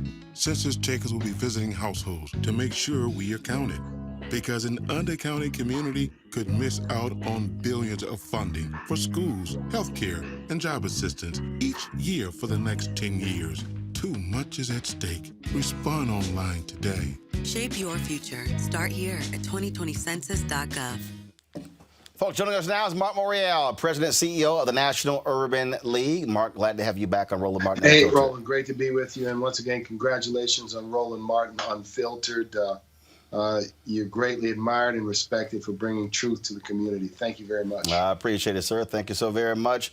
Proud of becoming head of the Urban League. You, of course, were mayor of New Orleans. You saw firsthand how important the census was when people actually filled it out. So give up folks an understanding well, again. Historically, yeah, I've had, this is really my fourth census. In 1990, I was a member of the city's complete count committee. Of course, in 2000, I was president of the U.S. Conference of Mayors while I was mayor of New Orleans and led the effort to ensure that all of our people were counted in New Orleans in 2000. In 2010, I had a chance to serve as President Obama's chairperson of the National Census Advisory Council.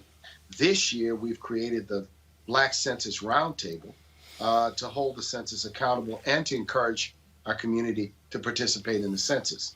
So where this is today is we, of course, are the lead plaintiff in one of the lawsuits against the Census Bureau. And we received from Judge Lucy Coe of the Federal District Court in California a temporary restraining order, which requires the census to continue counting as long as that restraining order is in effect. What happened here, Roland, is that at the advent of COVID, the Census Bureau suspended its operations and delayed its field or door knocking operations for a significant period of time. We called on them at the time to extend the door knocking period past its original deadline, which was August 31st. And they did that by extending it to the end of October.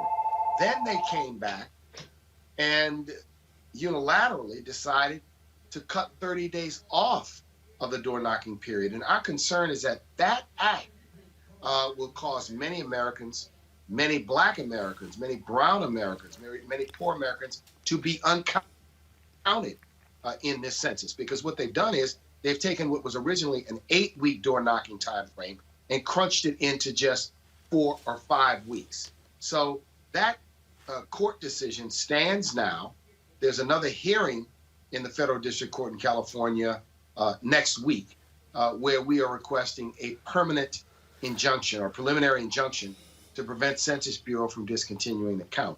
What this is about is Census should do everything possible, everything in its power, everything possible to make sure that all people are counted, particularly in a COVID environment, particularly in a situation where door knocking is difficult because people need to remain safe and healthy. And so we are going to continue to push and press. Now, in addition to that, Roland, our community, we've got to remind, encourage, cajole, and push our community to participate in this census because it's about political power and it's about money. And again, talk from that perspective of mayor.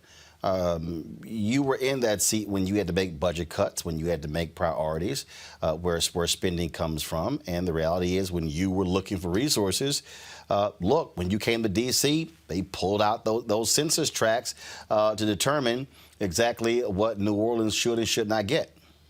You're so right, Roland. The census count is used to determine how much money cities, counties, and school districts receive with respect to many programs. the SNAP or food stamps program, the Community Development Block Grant program, workforce dollars, school lunch dollars.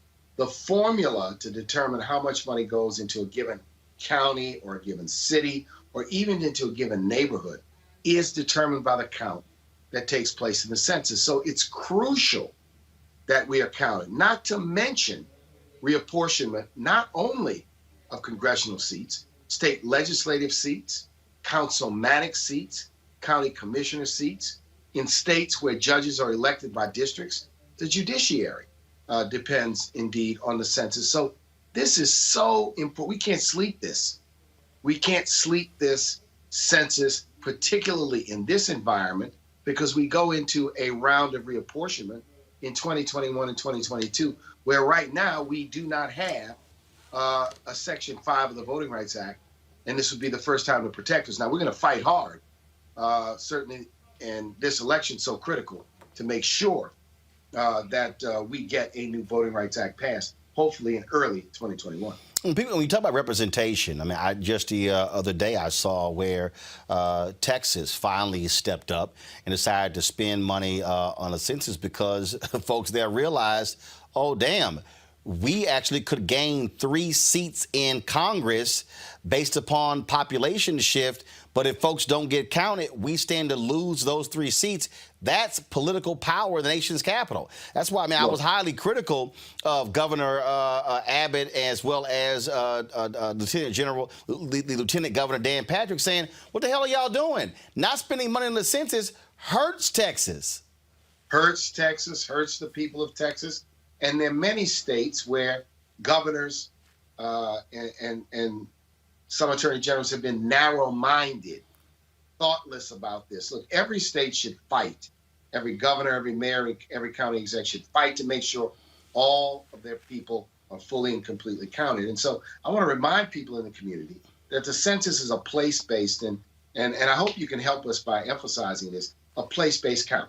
So you have to count everybody in that dwelling, whether they are related to you or not. It's not each family gets a census form. It's one census form that you fill out per dwelling, per house, per apartment. So if your sister lives with you and she has 2 children, they've got to be counted on the very same form. If your mother, your father, or maybe an older aunt lives with you, they've got to be counted on your form. In 2010, many Black children, many Latinx children were missed in the census to some extent because people were not aware to include them.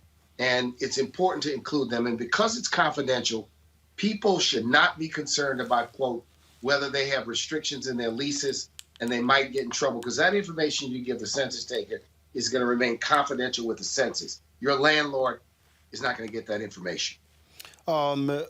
Obviously, civil rights groups have been very involved in this. Churches have been involved in this as well, in terms of getting the information out. Why is it so hard to count Black folks? And how do you counter it? Historic distrust, and how in our community we have many people who are very civically engaged, very activist oriented. We have people who don't trust the system, and they have great justification, the historic legacy of exclusion. We've got to overcome that by understanding this is a tool of empowerment. The count is not a count just to know how many people are in the country, although that's important. You need to know how many children, how many seniors. You need to understand how many men, how many women, how many people of each race in each city, every county, every state. It helps in the formulation and the shaping of public policies and solutions and the distribution of money and the distribution of power. So it shouldn't be as hard. Now, I will say this. I don't think that the Census Bureau has historically done everything they can do in order to ensure that Black and brown people are counted. I've recommended for the last 2 census cycles that census engage in funded partnerships with churches and unions and community-based groups so that they can go throughout the community. They've got a voluntary partnership program. Okay, that's great, but they need to do more to ensure that people are counted and they need to do more funded partnerships. And it's not just about paid advertising. And as you know, we have been in a battle to ensure that Black-owned media get a fair shake, that media that focuses on Black communities and brown communities get a fair shake in the census spend. Well, and that point about reaching those hard-to-get people, I mean, again, it's folks who know the communities, where people and the people in the community that they actually trust. I mean, it's a little hard to send somebody into a community who folks have no relationship with. And have never seen. You know, the communities are based on trust. You know, elections work that way. The census works that way. Our communities are based on trusted voices, established leaders, grassroots leaders, community leaders, public housing resident leaders, union leaders, leaders of community clubs and community organizations, faith-based leaders, local elected officials, the whole network of people that people have chosen and that people support to be their leaders. They are the ones that can help. So I'm asking now, we're going to keep the pressure. Our lawsuit is viable. It's strong. It has great merit. I certainly want to thank Kristen Clark and the Lawyers Committee. They are representing the National Urban League and a coalition of other organizations in this litigation. I might add, Roland, in addition to the litigation we filed against the Census Bureau, we've also filed litigation against the Postal Service and to ensure that the gains and the efforts to suppress and undermine the work of the Postal Service so they can do the job they have to do to make sure that every ballot gets to the clerk, gets to the Elections Commissioner's office on time. So we are being assertive. We're going to be aggressive. We're going to push as hard as we can to make sure that the people are protected and the people's rights are affirmed. Mark Morial, President, CEO, National Urban League. I certainly appreciate it. Thank you so very much. Always, Roland. Thank you. Alpha's always leading. Thanks a bunch. 8-5, brother. Yes, sir. Got to go to a break. We come back. We'll talk with Janetta B. Cole, National Congress of Negro Women, next on Roland Martin Unfiltered. Hi, I'm Angela Bassett, and you've got one vote. Use it. As our community comes together to support the fight against racial injustice, I want to take a second to talk about one thing we can do to ensure our voices are heard. Not tomorrow, but now. Have your voices heard in terms of what kind of future we want by taking the 2020 census today at 2020census.gov? Now, folks, let me help you out. The census is a count of everyone living in the country. It happens once every 10 years. It is mandated by the U.S. Constitution. The thing that's important is that the census informs funding, billions of dollars, how they are spent in our communities every single year. I grew up in Clinton Park in Houston, Texas, and we wanted new parks and roads and a senior citizen center. Well, the census helps inform all of that and where funding goes. It also determines how many seats your state will get in the U.S. House of Representatives. Young Black men and young children of color are historically undercounted, which means a potential loss of funding for services that helps our community. Folks, we have the power to change that. We have the power to help determine where hundreds of billions in federal funding go each year for the next 10 years. Funding that can impact our community, our neighborhoods, and our families and friends. Folks, responses are 100% confidential and can't be shared with your landlord, law enforcement, or any government agency. So please, take the 2020 census today. Shape your future. Start at 2020census.gov. What's up? This is Aldous Hodge, and you're watching Roland Martin Unfiltered. Hey, everybody, it's your girl, Sherry Shepard, and you're watching Roland Martin Unfiltered. Hey, Roland. That's Tim Story, Director of Shaft. You're watching Roland Martin Unfiltered. What up, y'all? This is Method Man, Mighty Wu-Tang Clan. You watching Uncle Roland Martin, and the show is Unfiltered. Make sure y'all tune in. Laura Ingram, you suck. All right, Black women have always been involved in issues in our community. That includes the census as well. Joining us right now is Dr. Janetta B. Cole. She's the President and Chair, National Council of Negro Women. Dr. Cole, how you doing? Oh, my brother, I am doing well. And you know, I want to thank you because you do such righteous work. You do the good Lord's work, and she's got plenty of it. Well, we certainly appreciate it. We're all about doing the work and giving folks hell as much as we can. Let's talk about this here. Obviously, black women extremely focused on the election, but there are a number of organizations that have also been very focused on ensuring that we are counted in this census to ensure that our community gets the money that we richly deserve. Well, I can tell you, at the National Council of Negro Women, we are unbelievably focused on two expressions of responsibility. One is the census. You know, we as black women, along with black men, have been unseen, unappreciated, and uncounted. But the second focus is obviously on voting. We don't have a whole lot of time in order to get both of these tasks done.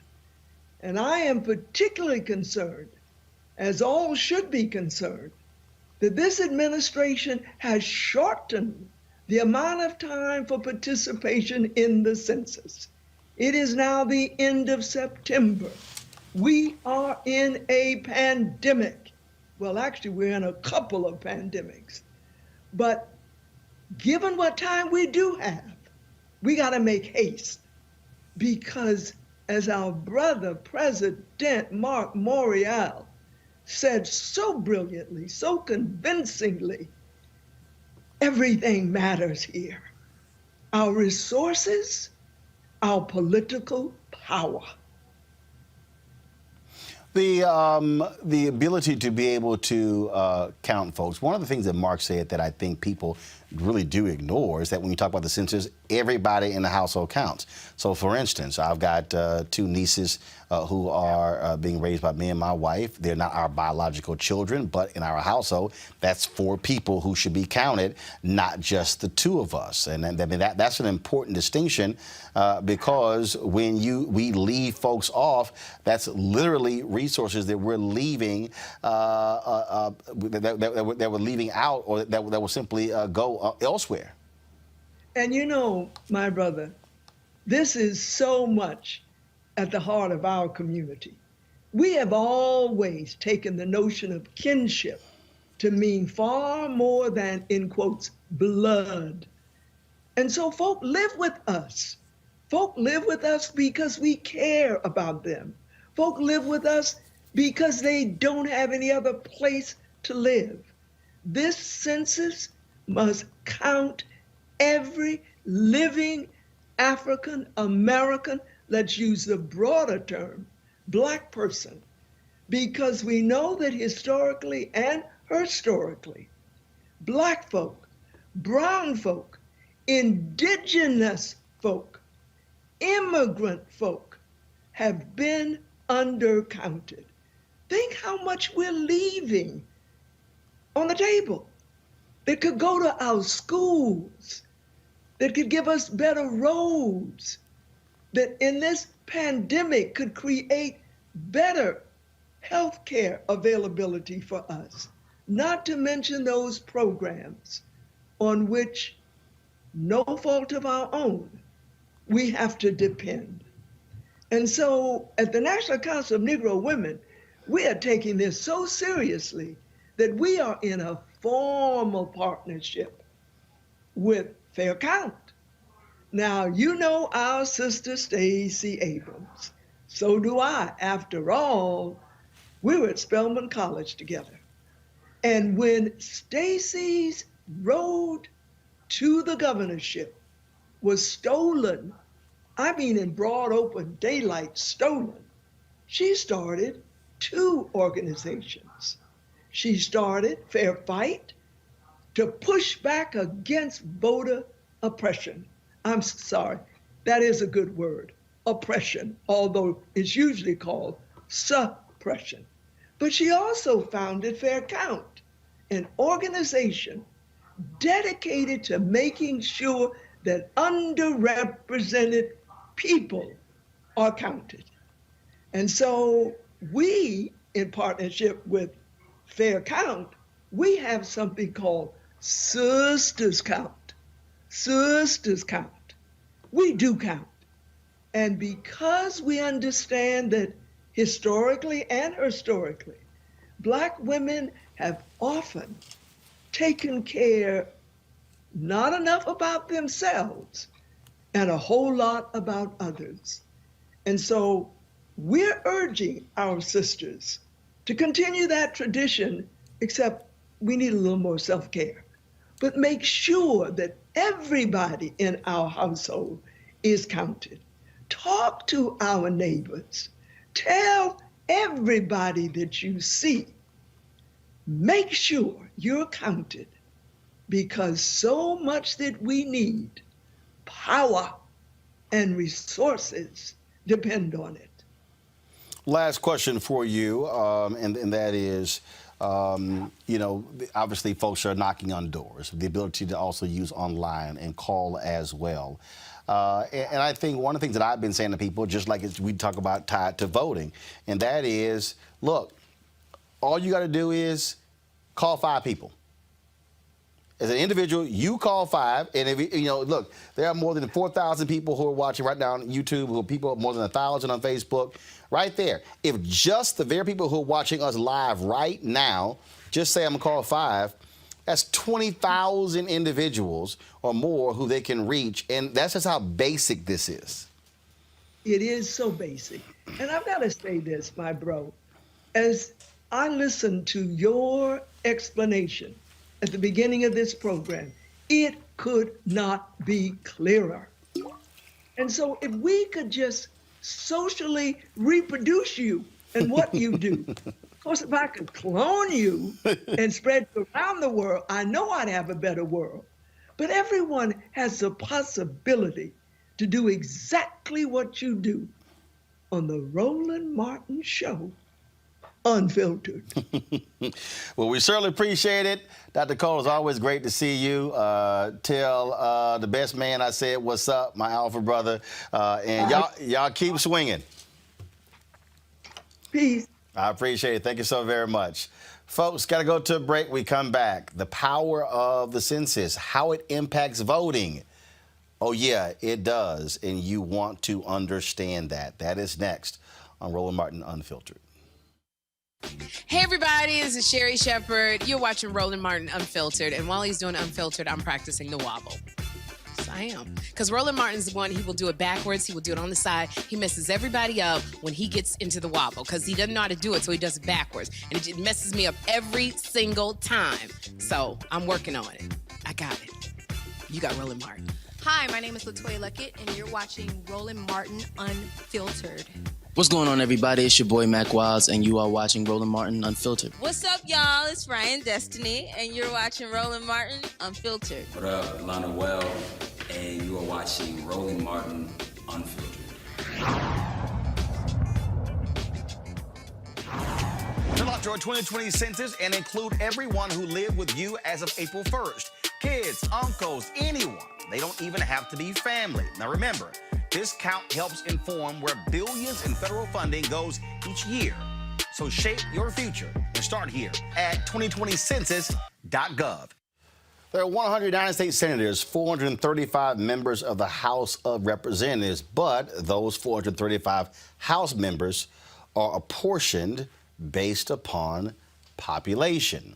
Now, when you look at what's happening in this country, more than likely the Midwest part of the country, I'm talking about Wisconsin, Pennsylvania, Michigan, Ohio, Iowa, Illinois, those states, due to the shifting population, those states are likely going to be losing representation in Congress because they are losing population.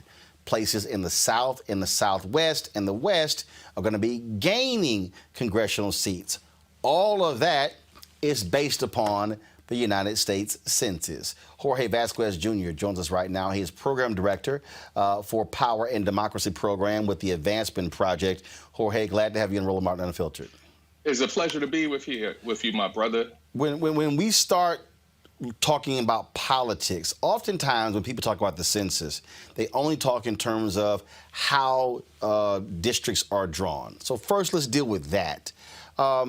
Are districts drawn only on the congressional level, or is the census also used in states to draw the state representative and the state senators? So it's drawn both. A lot of states depend on the federal system in deciding how they're going to draw their districts.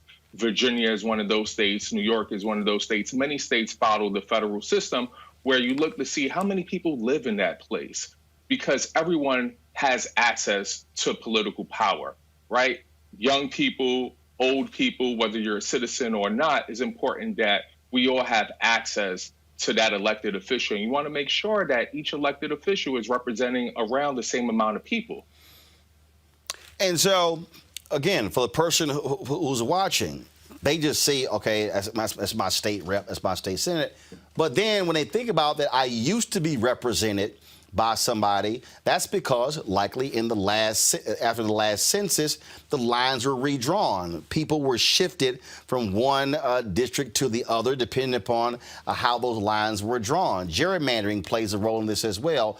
All of that is determined where people are, because they are able to look at the concentration of how many blacks, how many whites, how many Latinos, how many Asians, how many Native Americans, how many men, how many women, how many people, lean this party or that party. They are extrapolating that data based upon looking at the census. How many people are upper middle class, how many people are poor? All of that data comes from this report. You're absolutely right. What you're really touching on is the importance of accurate data. The census is critical for everything. It's critical. Businesses depend on it. Black and brown communities die by it. Think about today, we live in a technologically advanced society where we have apps. People are used to using Uber, Lyft, different kind of mobile applications that know what addresses are there. Those addresses come from the Census Bureau. Information and data that businesses need to thrive depends on the Census Bureau. We both remember what it was like having cell phones, let's say 20, 30 years ago, and we remember what dropped calls were. That's because when you're on a cell phone towers use census data. If they believe 10,000 people live in a community, they're going to provide services for up to 10,000 people. But when you have 20,000 people in that community using that service, and everyone's trying to use, a service that's built for 10,000, but you have 20,000, then you have call drops. Many of the viewers who may not be familiar with that might have been at an arena, may have been at a concert prior to COVID, and you're trying to upload something. Maybe you're at an airport and you're trying to, check an email, but it's slow. All of that has to do with census data. Now, what else involved politics? First of all, I mentioned obviously how the lines are drawn. Now let's talk about the population shifts. As I said earlier, Texas realized, dang, we better jump on this thing because we could gain 3 seats. If we don't get this thing done right, we won't gain that power, and now we got to wait 10 years. As you look at the map there, any idea on how many potential seats will be shifting away from the Midwest, which has largely been white in this country, and shifting to the South, the Southeast, and the West? Yeah, so there's certainly places where we could look at and say we're seeing an influx of people. And if everybody in those places count, then we're going to gain more congressional seats. So I think Florida should be one of those places. I think here in the DMV area, Virginia, Maryland, especially places where there's a huge immigrant population. We know that at least about 16 million homes are mixed status families where one person may not be a U.S. citizen in that home, usually either the mother or the father. But if you have a mother who's a U.S. citizen, a father who's not, and then you have a child who is, you have a family of 3. If one of those people are uncounted, then we're going to lose thousands of dollars. I mean, you touched on it earlier, but what we're talking about is just with looking at undocumented population, we're talking about losing potentially $8.5 billion annually. Just in Virginia alone, for each person that's undercounted, we lose $2,000. We know the census is for 10 years. That means we're going to lose $20,000 for each person that's undercounted in Virginia alone. Said differently, a family of 5 would lose $100,000. One quick thing that we could all do is, like you said, call 5 people. You call 5 people, those 5 people fill out the census, you just save, on average, your state $100,000. As you're aware, Drew Vertner Woodson Tandy said it best. He said he wanted our fraternity to stand out when it comes to affairs of the nation. As Black and brown people, as people who built this country, there is no more important national affairs than participating in the decennial census. The census is critical. It's about money, it's about power, it's about respect. When we're talking about politics, we're talking about whether or not a U.S. citizen is entitled to a non-English ballot. That's going to depend on census data. When we talk about schools and we talk about civil rights, we're talking about census data. When we talk about whether or not someone is being discriminated as an attorney, when I go into court, the judge wants to see census data. They don't want to hear that my client feels that they're being discriminated against. When we think about the school to prison pipeline, and we think about so many public schools under-resourced, it's because the census is for 10 years. And the largest undercount are children under 5. What that's saying is that children from 5 to 15 are going to lose resources that they need at these public schools. So from first grade to about a junior in high school, they're going to be underfunded. What happens when schools are underfunded? Jails become funded. And we know that political power is important because we know when our brothers and sisters are incarcerated that these prisons use prison gerrymandering and that they want those resources and they make sure our brothers and sisters who are incarcerated are counted. So we got to make sure that our communities are equally counted. All right, then. Jorge Vasquez Jr. With the Advancement Project. We certainly appreciate it. Thank you so very much. And I always glad to see another Alpha brother on here. Thank you. All right. And for the rest of y'all, you Omegas and Kappas, I'm sorry, but, these things just happen. I mean, just, leadership is leadership. All right, Jorge, thank you so very much. Folks, not many days left to vote. I want y'all to focus on that. Pull the graphic up, please. It is 52 days until the election. One of the things that we have been doing is ensuring that you are registered to vote, but you can also go to vote.org. Now, remember, when it comes to the census, you can go to 2020census.gov, or if you're also looking to check your registration, you can go right to vote.org right here to check your registration. You go to the bottom. What does it say right there? 2020 Census. And all you do is simply click that particular button there. Takes you to my2020census.gov, which allows for you, again, to begin to fill out the questionnaire. This is how you start the questionnaire. And you log in, of course, with your 12-digit census ID. And so if you don't have the census ID, you can click this particular button right here, and then it begins to walk you through all of those steps. That's how simple and easy it is. And so, again, my2020census.gov, you can go to that particular address to fill your census out. You can also go to 2020census.gov to do so. And remember, you also can call. You can also call. And so you see all the responses on here that allows for you to be able to get the information. We've been explaining this now every single day and multiple times each week. I got to go back up to the top here. And again, how you can respond. Remember, when you do answer, your answers are not being accepted not being used in any way. They're not being given to any governmental agency, anything along those lines. That's not how they're being used. And so we want you to understand that we got to make sure it's on us. Look, we know we're being undercounted. So why don't we make sure that we get counted? And so you can do this, you can do this online. You can do this by phone call. You can do this by mail as well. I am looking for the phone number right now that you can call to actually do the census as well. But again, go to 2020census.gov, 2020census.gov. All right, folks. I told you we've been celebrating the second anniversary of Roland Martin Unfiltered. We've been looking back at different things, and so I just could not help to say we had to hear about Connie again out of Baton Rouge, Louisiana. Lord, this is one of the best moments in our 2 years of Roland Martin Unfiltered. Over the weekend, a 3-minute video of activist and Gary Chambers out of Baton Rouge, Louisiana went viral. Millions of people saw him snap it on Connie. Watch this. So I had intended to get up here and talk about how racist Robert E. Lee was, but I'm going to talk about you, Connie. Sitting over there shopping while we talking about Robert E. Lee. This is a picture of you shopping while we talking about racism and history in this country. Only white members of this board got up while we were up here talking too, because you don't give a damn, and it's clear. But I'm going to tell you what the slaves, my ancestors, said about Robert E. Lee, since you don't know history, sister. Let me tell you that they said when he got the plantation, after he got off the field where 27,000 people died at Gettysburg, Connie, Robert E. Lee was a brutal slave master. Not only did when he whooped the slaves, he said, lay it on them hard. After he said, lay it on them hard, he said, put brine on them so it'll burn them. That's what Robert E. Lee did.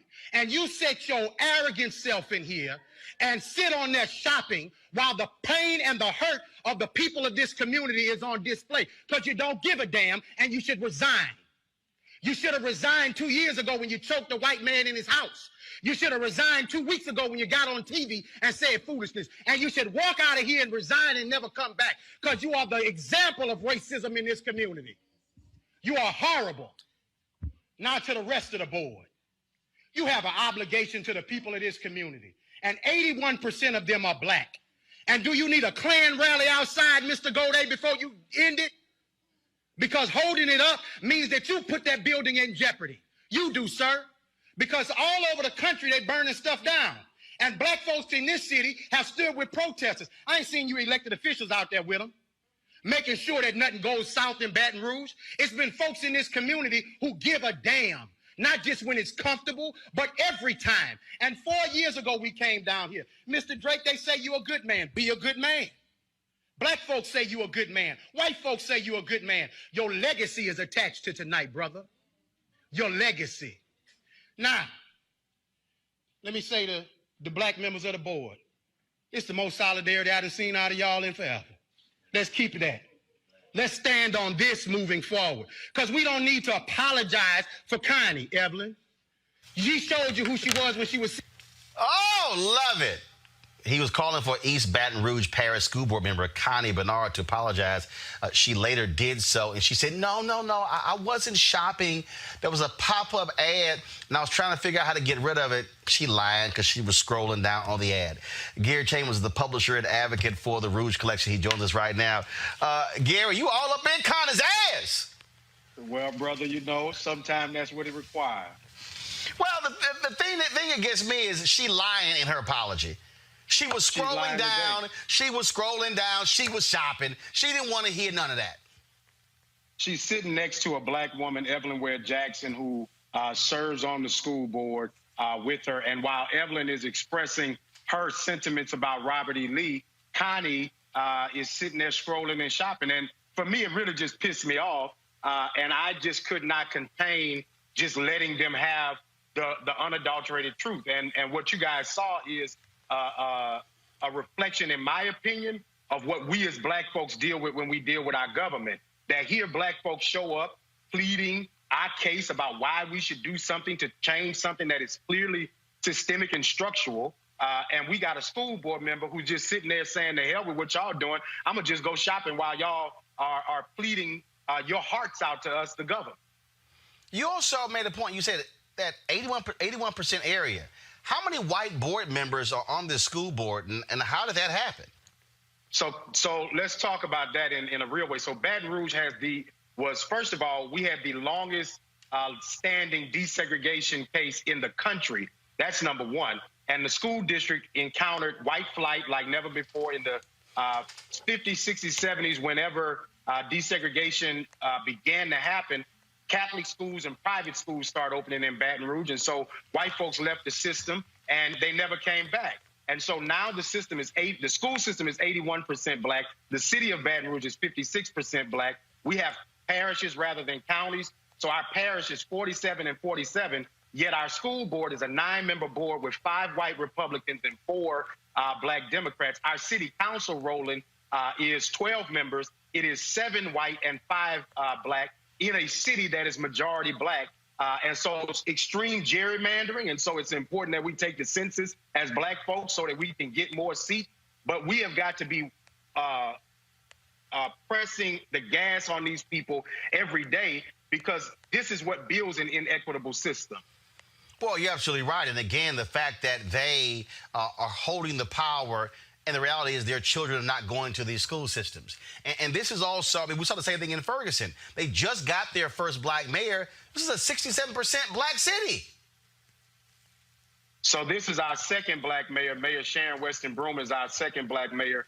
But we have watched inequities, whether it is DBEs, disadvantaged business enterprises. I started advocacy about 5 years ago as a small business owner. I was watching how white-owned companies were getting 98 and 97% of the contracts in the city of Baton Rouge, and the Baton Rouge Area Chamber was in support of Baton Rouge being a thriving and growing place, and the chamber still being silent about Connie Bernard resigning, and that breeds a culture of division. It breeds a culture of inequity and a lack of progress. And if we are not, as you say, on their ass, right, then we will continue to have a foot up ours until we demand that they do something different. And it's about the money. That at the bottom line, it's about the money. I keep telling people, when Maynard Jackson, when he ran for mayor of Atlanta, African Americans were getting 0.0012% of all city contracts. And then the other day, I saw some Republican tweeted, "Oh, look at all of these black mayors you've had in Atlanta." I said, don't get confused. White folks in Atlanta still want to be able to control the money, and the only reason they have not been able to keep controlling the money because those black mayors used the power of that airport and said, nope, we're going to ensure we open these doors. And that's what this boils down to is. That is, they say, look, we might lose the demographic numbers, but if we control the money, we control the city, the school board, the state, the nation.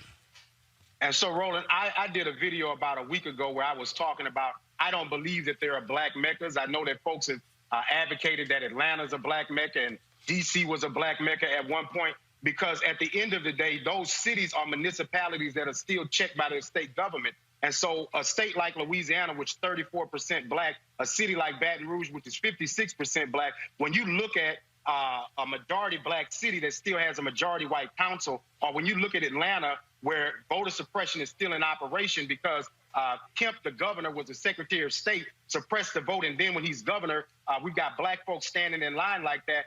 As long as the checks and balances are above us and they have the power of the state legislature, we are still in a battle. And so we've got to be deliberate about all politics being local and not just voting in this presidential election where Donald Trump, Agent Orange, is doing his thing. We've got to focus in on the people where that federal money and that state money comes down to the local level. Yep. Our school board in Baton Rouge is a $425 million budget. Our city of Baton Rouge is a $900 million budget. The state of Louisiana is a $27 billion budget. And when you talk about those resources and 95% of those monies going to white businesses, well, that explains why black folks don't have the same level of income as white families, because the companies that we own do not get fed into by our tax dollars. And the assault on us is that they are taxing us, right, without giving us equal representation. But this is also why, and when I did the State of Black America report in Indianapolis, this was October, and I said, if you were or are a public worker, stand up. Probably about 80% of the room stood up. And I tried to walk them through this thing. And I said, do y'all understand who actually controls Wall Street? And people looked at me like I was crazy. I said, this is who controls Wall Street, pension funds. Yes, sir. I said, pension funds are the ones who give billions of dollars to hedge funds. And I was on a call the other day on this exclusive app called Clubhouse, and a whole bunch of venture capitalists on there. And somebody asked me the question, they said, how do we change the VC world? I said, see, you focus on the wrong thing. You can't change the VC world unless you change the pension world. I said, because see, and then I said, where does the money come from in the pension world? It comes from the public workers. So really what has to happen, Gary, we've got to get these black folks who are public workers, who are retired teachers and police officers and firefighters and secretaries and janitors to say, you need to be mobilizing, saying, We're tired of all these white folks controlling the pension funds. We need to see black lawyers, black bondholders. I said, all of us, I said, if that level of people rise up, then you change the pension boards, then you change the Wall Street, then you change the venture capitalists. I said, it comes down to the money. Yes, sir. And it starts at the grassroots level is what you're talking about. It starts at the local level because that's where we have the rubber meets the road. And if we stand up and use our power, we can effectuate change all over this country. I think we see it happening. I think that there is, I would say it like this, Roland. We don't all wake up at the same time in the morning, and all black folks don't become woke at the same time. But I do believe that the things that are happening in this country are waking some of us up. Our young people that are showing up in the streets protesting consistently and agitating against the police. Well, the longer that a police officer stays on the clock, I know you may think he's getting paid overtime, but he can't go home to his family and sleep. And in a COVID environment where cities' budgets are stretched, you're going to stretch that city's budget even further. And so we've got to be deliberate in every area. And what your suggestion is, well, those that have retirement plans and pension funds, you do your part at your level. Maybe your level isn't getting in the streets, but it's getting on the phone with your public officials and saying enough is enough. Absolutely, absolutely. And now, first of all, you got to be shocked at how this thing has spread. I mean, I saw entertainers and others. I mean, like Morning Joe reached out to you, all the rest of these people. And see, here's my whole deal. I'm glad those folks are posting those videos, but the reality is I need them posting that kind of stuff every day, using their influence, and for the Morning Joes of the world to be calling folk like you on a regular basis versus having the Donnie Deutsches of the world saying the same bullshit he normally trickles out all the time. No, have real people who are on the ground speak. See, I ain't got a problem because the show is called Unfiltered.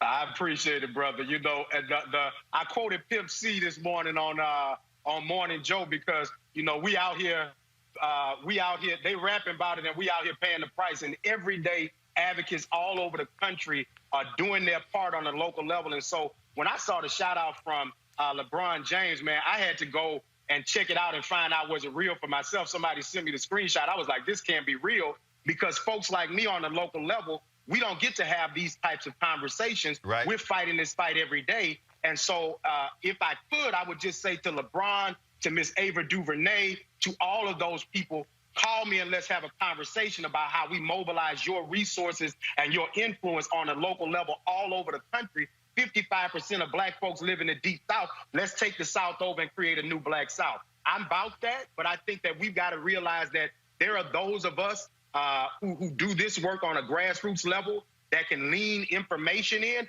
with those resources. And when we bring in every aspect of what we do as black folks, we already know we magical, but how are we going to be powerful with that magic? And what are we going to do? My homeboy Ryan Thompson has a quote. He says, we treat our entertainers and rappers like scholars and our scholars like entertainers. And until we get to the point where we treat our people in our community that do this work with the honor, and listen, I appreciate the love and support, brother. I am mobilizing right now because I want to go all over the Deep South and train new black leaders because what you see is the passion of young people. And it's no disrespect to those who came before, but some of them have stayed over their due.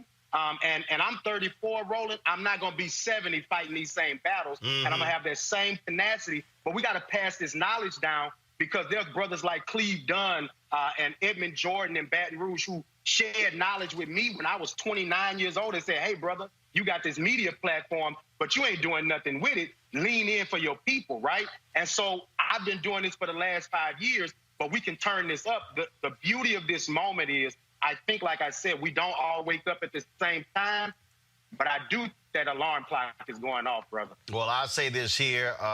First of all, I saw Ava's tweet where she said, man, who is this brother?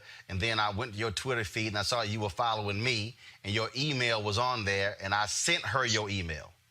Wow, I appreciate that, brother. And so I met you at Essence a few years ago, and I'm definitely going to drop that picture. I know you meet a lot of people, but I've been a fan for years, brother, because you've been speaking truth to power in a way that many people don't appreciate. And for folks like me on the local level who need black folks to tell our stories, black man, I appreciate you and I love you to the moon for what you do. And I know that the reason you're not on CNN is because you are unapologetically black. And we as black folk got to say, Roland Martin is important to our culture. Roland Martin is important to our people. And we got to stand up with this black man because he's putting our platform out there where we can tell it without having to be sugarcoated. Roland, I put my Connie, go home Connie shirt on because I was coming on here with you because she got to go, baby. She got to go. Absolutely. She got to go. Absolutely. Well, I tell you what, when you talk about all the Karens of the world, and trust me, I think you about That's to add Karen Mama. You about to That's add, Karen Mama you about to add the Connies to the world. And y'all do me a favor. See, this is just so y'all know. See, I pay attention to everything. This is when I knew, when I saw the video. Before Gary said a word, y'all play the video. Look at Gary's left hand. He had the pimp hand position. He knew he about to smack y'all. Play the look. Watch the left hand, right there, right there. See, right there. Look, see. I need y'all to see. I need y'all to see. Come on back. Y'all need to see. Y'all see what he did? He put the hand. He put the hand out. Then he extended the hand like, now I'm about to smack the hell out of you right now. Because I got you. Oh, yeah. I got you. Absolutely. We're going to get the business clear. And Roland, let me say this, brother. We as black folk cannot continue to let these folks slide. We are voters. We are taxpayers. Every time you go to the store and spend $1, the government is taking some of your money. Your check, the government is taking some of your money. Your property, the government is taking your money. Even if you are a renter, when you pay your taxes, the people who pay the property taxes, take your rent money to pay those property taxes. So I'd be damned if we ought to be quiet and we ought to stand in their face and agitate them. Roland, there were young black protesters in Baton Rouge that took a protest to the district attorney's house because he ain't doing nothing about the injustices. And I want to talk to you at another time about the Baton Rouge 3 because Trump's DOJ is attempting to overcharge 3 young black people who committed simple arson, and now they're being charged with, what is it called? Interference with interstate commerce by Brandon Freeman, the U.S. Attorney for the Middle District of Louisiana. Okay. I just had to get that in there fine. because it's important because they are attempting to overcharge these people. Well, we'll certainly have you back on, talk about that. And one of the reasons we created this platform, because there are a lot of activists like you who don't get called on national television unless a video picks up millions of followers. And so we've had many folks like you on for that very reason, to be able to bring light to sort of some of these issues. So we certainly will have you back, Gary Chambers. Thanks a lot. Thank you, brother. I appreciate you.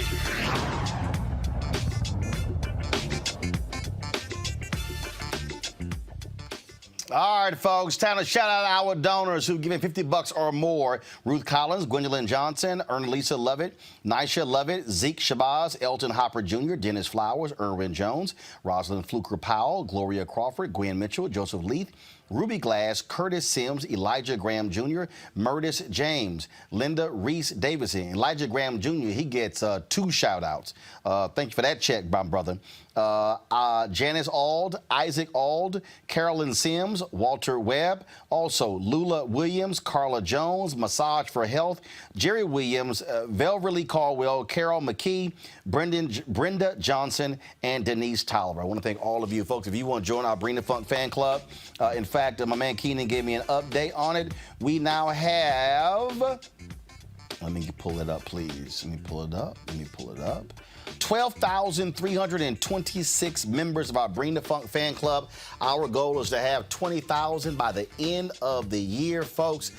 We are 7,700 away. You can join us right now. If you're watching on YouTube, you can give right there on YouTube. You can also go to Cash App, which is Cash App /R $RM Unfiltered, PayPal.me /R Martin Unfiltered, Venmo.com /RM Unfiltered. You can also send a money order to New Vision Media, Inc., 1625 K Street Northwest, Suite 400, Washington, D.C., 2006. Your dollars make it possible for us to continue to put on a quality show. We're a daily digital show, 2 hours a day, live, giving you the news. We are no corporation owns us. I don't have big corporate dollars throwing money at us, making this possible. No, we are a black-owned, independent media company, and we need your support for us to keep doing what we are doing. What we ask is for you to give $50. That's for the year. Some people have given more, some people have given less. One of the folks I just read off sent a $1,000 check, and I greatly appreciate that. But some people have given $1. Bottom line is this here. Our goal is to get people to give $50. That's $4.19 a month, 13 cents a day. That's what it comes out to give you the kind of content you're not going to see anywhere else. And so that's what we support. We always end the show every Friday giving you the rundown of all of our charter members. And so I shall see you guys on Monday. Don't forget, go to vote.org, please, to get registered. Check your status, please, to make sure you are not purged from the voter rolls. I'll see y'all on Monday. Holla!